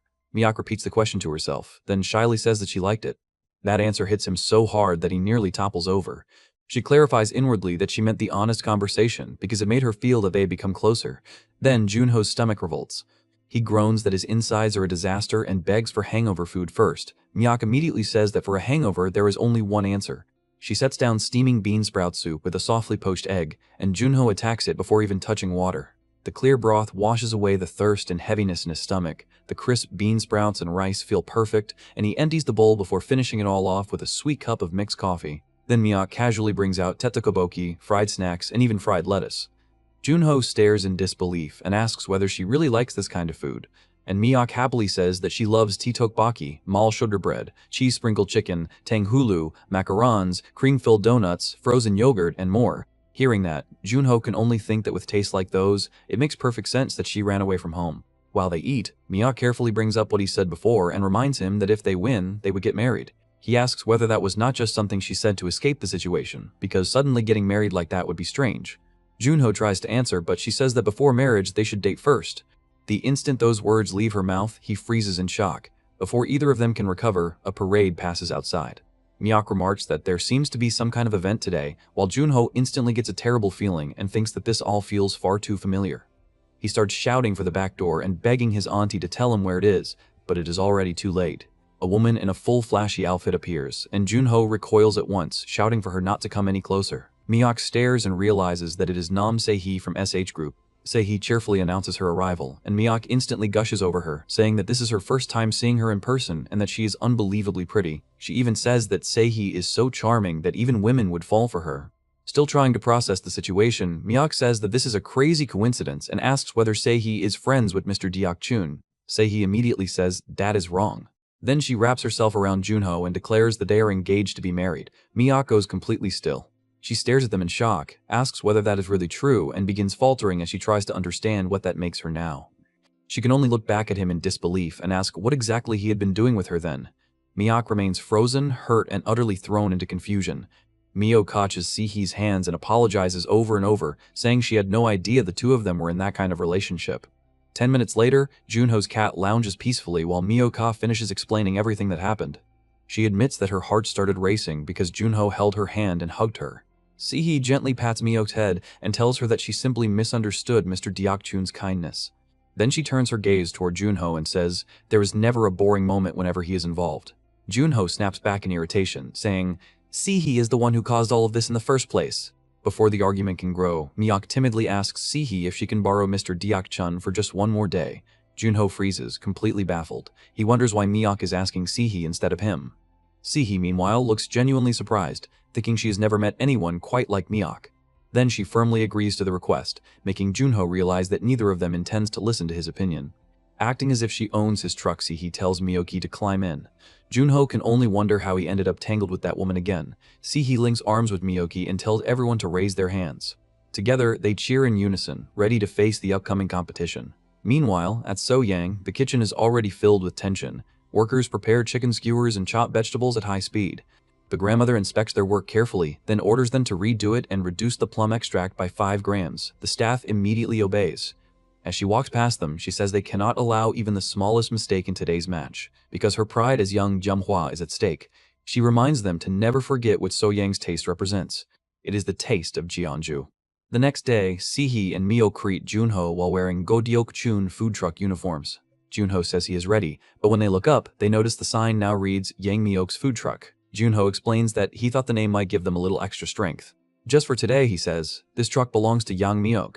Miyake is deeply moved by his gesture, but then they notice the enormous line already forming in front of So-Yan. Junho tells the women to calm down, saying some of those customers will eventually come their way, so there is no reason to lose confidence before they even begin.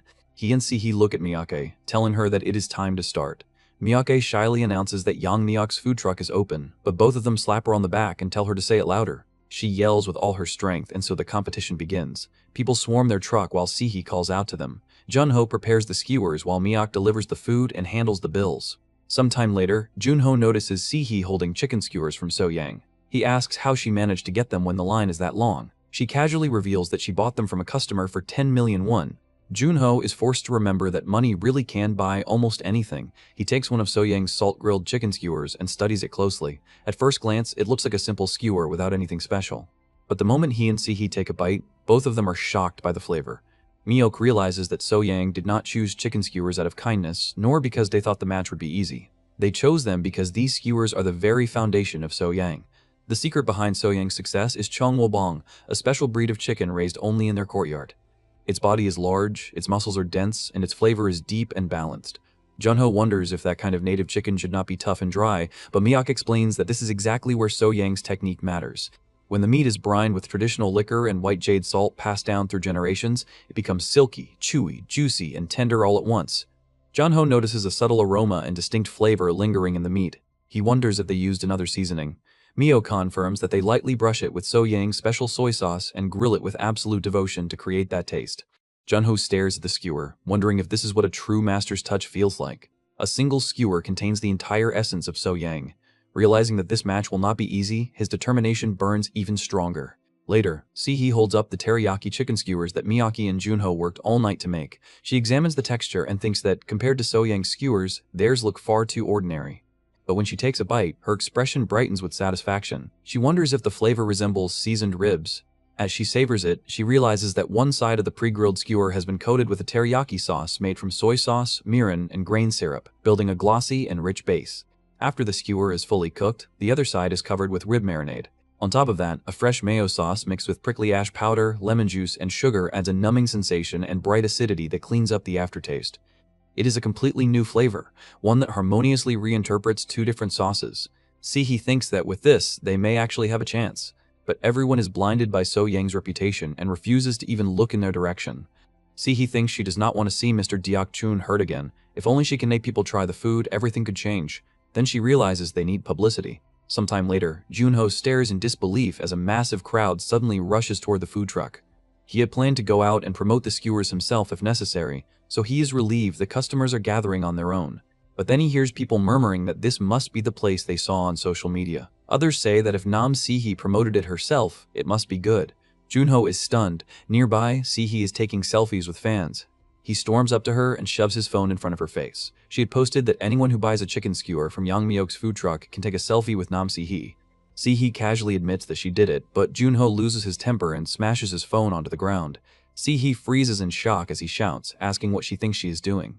She hesitantly calls his name and explains that she only wanted to help him win by promoting the truck. But Junho yells that he does want to win, just not like this.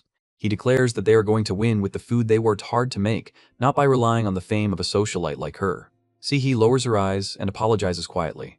Junho cuts her off and says that is enough. He tells Nam Sihi they do not need her to sell their chicken skewers. Later, inside the truck, Miok bursts into tears and apologizes for causing them to fight. Junho asks why she is apologizing when the person who did something wrong is someone else entirely. Hearing that, Sihi apologizes again. Junho sighs inwardly, thinking she really is shameless for climbing into his truck even after he scolded her. Miok wipes her face and asks why they are moving to another location. She wonders if it would not be better to sell in front of So-Yang, where all the customers are gathered. Junho says no, explaining that he planned to move from the beginning. Both women become curious, and he tells them that those customers came specifically for So-Yang. With a special event happening today, the place will only become more crowded. If they stay there, they have no chance. Miok admits that he is right. Junho adds that their advantage is being a food truck. Since they can move, they simply need to find a place where their food will sell. The women clap excitedly, saying it is a great idea. They pull themselves together and decide to try again. Later, after setting up at a new spot, Sihi anxiously says they are ready for business, but there is absolutely no one around. Not a single customer appears. Junho only tells her to wait and watch. Then the school bell rings. A moment later, the ground starts trembling. The women shrink back in fear, wondering if an earthquake is happening. But soon, they see students charging toward the truck like starving beasts. The students shout for chicken skewers, shocking both women with the size of the crowd. Junho nods to Miok, and she loudly announces that young Miok's food truck is open for business. The students erupt with excitement.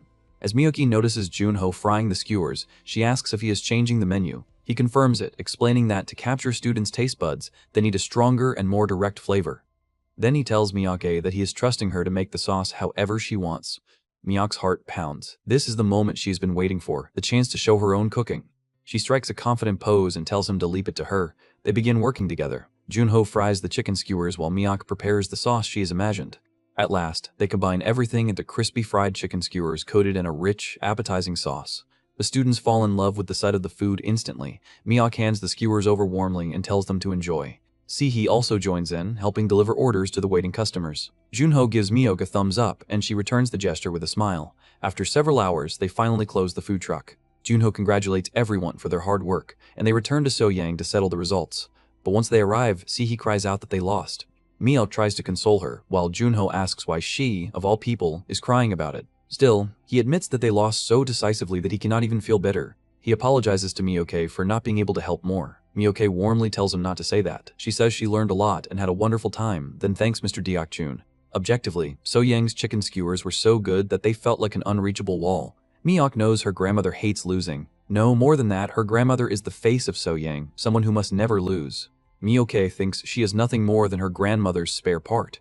But Junho suddenly says that, to him, it felt like love. Miyake does not understand what he means. Junho explains that he felt affection and sincerity poured into every single skewer. It was the love of a grandmother who wanted to leave behind what was most precious to her, So-Yang. Miyake asks if he truly believes that. Junho holds out the skewers they made together and tells her that a chef speaks through their food. Miyako is stunned by Junho's words. He gently tells her to go and speak with her grandmother properly. After a moment, Miyako smiles. Then she grabs the two skewers and runs off, saying that she will be back soon. Sihi and Junho watch her leave and wish her luck, hoping her feelings will finally reach her grandmother. When Miyake presents the skewers she made, her grandmother accepts them, only to immediately raise her voice at her. Miyake bows again and again, unable to defend herself. Watching from a distance, Sihi grows worried and wonders if things did not go well. Miyake lowers her head with a sad expression, believing that her true feelings failed to reach her grandmother after all. But then, to Miyoke's surprise, her grandmother gently pats her on the head. She says that, even so, it might not be a bad idea to let Miyake show her own cooking once in a while. Then she tells Miyake that she did well. Those simple words break through Miyake's heart. Tears burst from her eyes as she calls out to her grandmother. A few days later, after everything in Jeonju has settled, the scene shifts to Junho's house. He's bought an expensive cut of premium beef that happened to be on sale. His cat meows eagerly at the sight of it. As Junho starts cooking, he notices that Sihi has not been sending him annoying messages lately. He wonders if it is because of what happened in Jeonju, when he told her that he did not need her to sell his chicken skewers. While sprinkling a pinch of salt over the beef, he thinks that Sihi was only trying to help Miyake and never had any bad intentions. Maybe he went too far. Then he catches himself and wonders why he is even thinking about that woman. He forces himself to focus on the present instead, imagining how amazing the premium-grade Hanwoo will taste. But just as he prepares to enjoy it, a violent gust of wind suddenly blasts down from above. His precious beef flies into the air, scattering everywhere. His cat, however, somehow manages to snatch one piece. Junho looks up in disbelief and sees a helicopter hovering right above him. Sihi appears with a serious expression and urgently shouts for him to get in, saying that she will explain everything later. Because she looks unusually grave, Junho climbs aboard without thinking. But he soon realizes he has been tricked once again. Sihi clings to him happily and asks whether he missed her. Later, at a park, Sihi shyly asks Junho to go on a date with her today. Junho sighs and says he has become so used to her behavior that it no longer even feels surprising or sudden, which only makes him more annoyed. He adds that he is not curious at all, but tells her to explain the reason anyway. Sihi holds up her ID card and reveals that today is her birthday. Junho looks horrified by that information. He asks what she expects him to do now, and Sihi clings to him like a child, begging him to play with her. With no better option, Junho gives in and suggests they try a prize event. Sihi declares that whoever gets the higher score can make the loser do whatever they want. Junho immediately asks why he would ever agree to that. But after thinking it over, he realizes that if he goes home now, Sihi will definitely follow him there like a yandere. In the end, he reluctantly agrees to one round. The chick running the stall explains that all Junho has to do is lightly toss the sponge ball, but Junho prepares with deadly seriousness. He focuses as if his life depends on it, because to him, his precious day off truly depends on this one throw. As the wheel spins and the number 9 appears, Junho squeezes the ball tightly and silently asks his uncle to lend him strength. Meanwhile, the ghost of his uncle appears holding a baseball bat, shouting that Junho is hopeless and that he is supposed to be helping him go on a date. Junho pulls back and throws the ball with all his strength, shocking Sihi. His poor uncle's ghost desperately tries to stop him, but it is useless. The ball lands on 9 points, and the chick congratulates him. Junho thinks that score should be enough. His uncle's ghost, furious beyond words, curses at him and tells him to just drop dead. Sihi, however, looks impressed and praises him, saying that he is so cool. Then it is her turn. Sihi confidently kisses the ball before throwing it in the sloppiest way possible. Somehow it lands on 10 points. Junho is completely shocked. Sihi celebrates excitedly, thrilled that she won. Junho finds the whole situation suspicious, but before he can investigate, Si-hee pulls him away from the stall. Behind them, the chick running the stall waves goodbye. It becomes clear that Nam Si-hee bribed her in advance. Later, Si-hee studies Junho and thinks to herself that the reason Mr. Deok-chun refuses to get closer even though he clearly likes her must be because he feels pressured by the fact that she is a billionaire.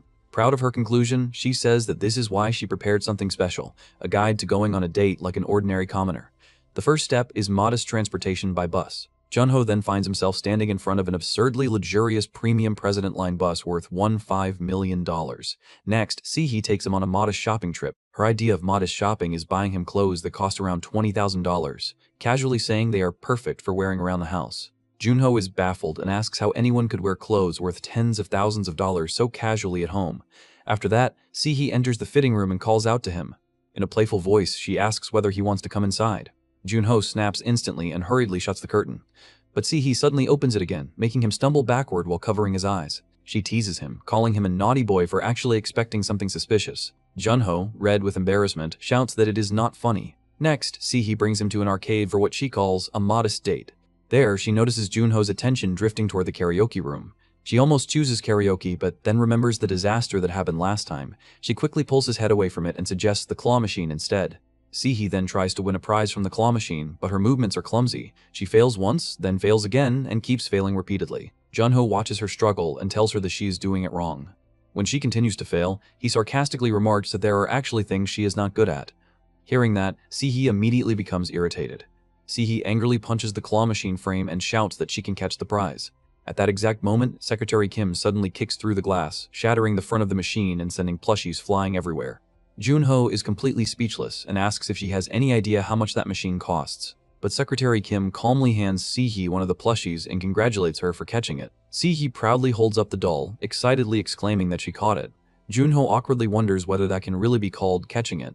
Then Si-hee holds the plushie beside her face and asks which one is cuter.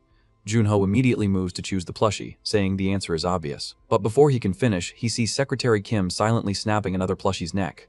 Junho instantly gives in and chooses Si-hee instead. Si-hee beams with happiness, delighted that he picked her.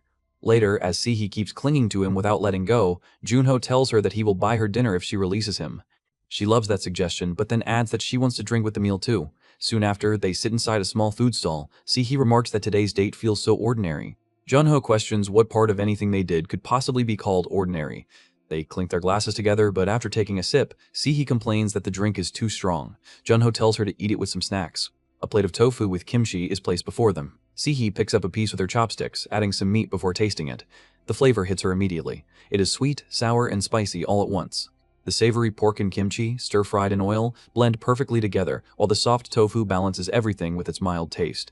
As they eat, Junho asks if it is really fine for her to spend her birthday with him. Si-hee takes his hand and says that because it is a special day, she wanted to spend it with him. More importantly, she says she wanted to hear his answer on that special day. Then she slips the bottle cap ring onto his finger.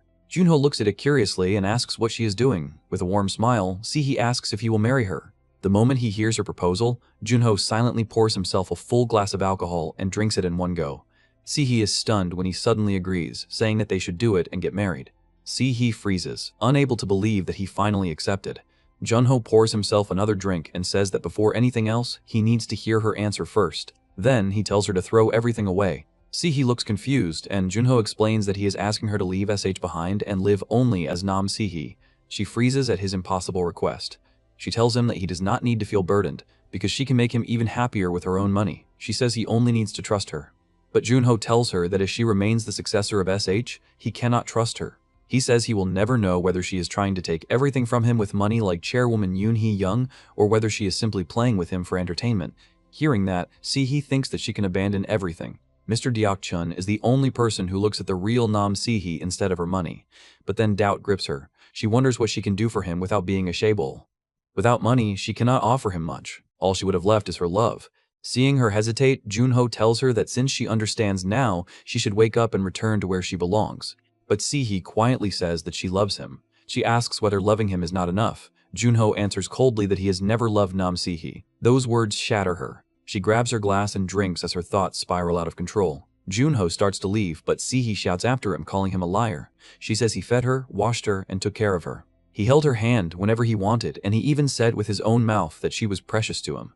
Junho only sighs and says he does not know what she is talking about again. He adds that if he made her misunderstand, then he is sorry. To avoid any more confusion, he says they should stop running into each other. On her birthday, Sihee is left heartbroken. Through her tears, she asks why he was so kind to her if he was going to reject her like this.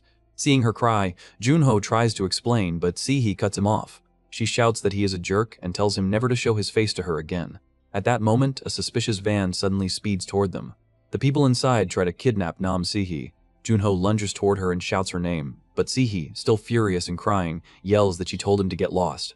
When she opens her tearful eyes again, everything has gone silent. She calls out to him, but Junho is nowhere to be seen. She mutters in disbelief, wondering if he really left, and then gasps in despair. The scene shifts to the next morning. Junho slowly regains his senses and realizes that he is the one who was kidnapped. His blindfold is removed, revealing that he is in an isolated construction site. He wonders why they kidnapped him. His arms are tied to a chair, and his mouth is sealed with tape. As he looks around, he remembers that they kept moving all night. This must be a remote, deserted place, which means there is no one around to help him. One kidnapper crunches on chips while another holds a knife and accuses Junho of being Nam Sihee's boyfriend. Junho frantically shakes his head, denying it with all his strength. But the kidnapper does not believe him. He kicks Junho, sending the chair skidding dangerously toward the edge of the unfinished building. Junho looks down and panics, realizing that if he falls from there, he will die. The kidnapper shows him his phone and points to the messages Sihee sent him, warning that if he lies, he is dead. Then he scrolls further and reveals the scandalous pictures Nam Sihee sent. When Junho sees her feet pictures, he thinks in despair that she sent those on her own, and now he is going to die because of that woman. The kidnapper declares that Nam Sihee must pay 5 billion won for his ransom, so Junho had better be her boyfriend if he wants to survive. Meanwhile, Sihee arrives alone in a taxi. She is on the phone with the kidnappers. They ask if the money is ready and warn her not to try anything funny. They order her to come up quietly by herself if she wants to see her boyfriend alive. Sihee steps out of the taxi and tells them that Mr. Deok-chun had better be safe. She says they should take the 5 billion won and leave him alone. When she reaches the building, the kidnappers remark that she actually came alone. They hold out their hands and say that, as promised, if she hands over the 5 billion, they will spare her boyfriend's life. Meanwhile, Junho never thought he would feel so relieved to see that woman. After the terrible argument they had, he did not believe she would actually come. Sihee looks at him sadly and apologizes. She says she only ever brings misfortune to Mr. Deok-chun. In the end, solving things with money is all she can do. She assumes he must be disappointed in her again. Junho shakes his head desperately, trying to tell her that she did well and that she is amazing. But Sihee lowers her eyes and says she knows someone like him would have saved himself through his own strength instead of relying on this pathetic money.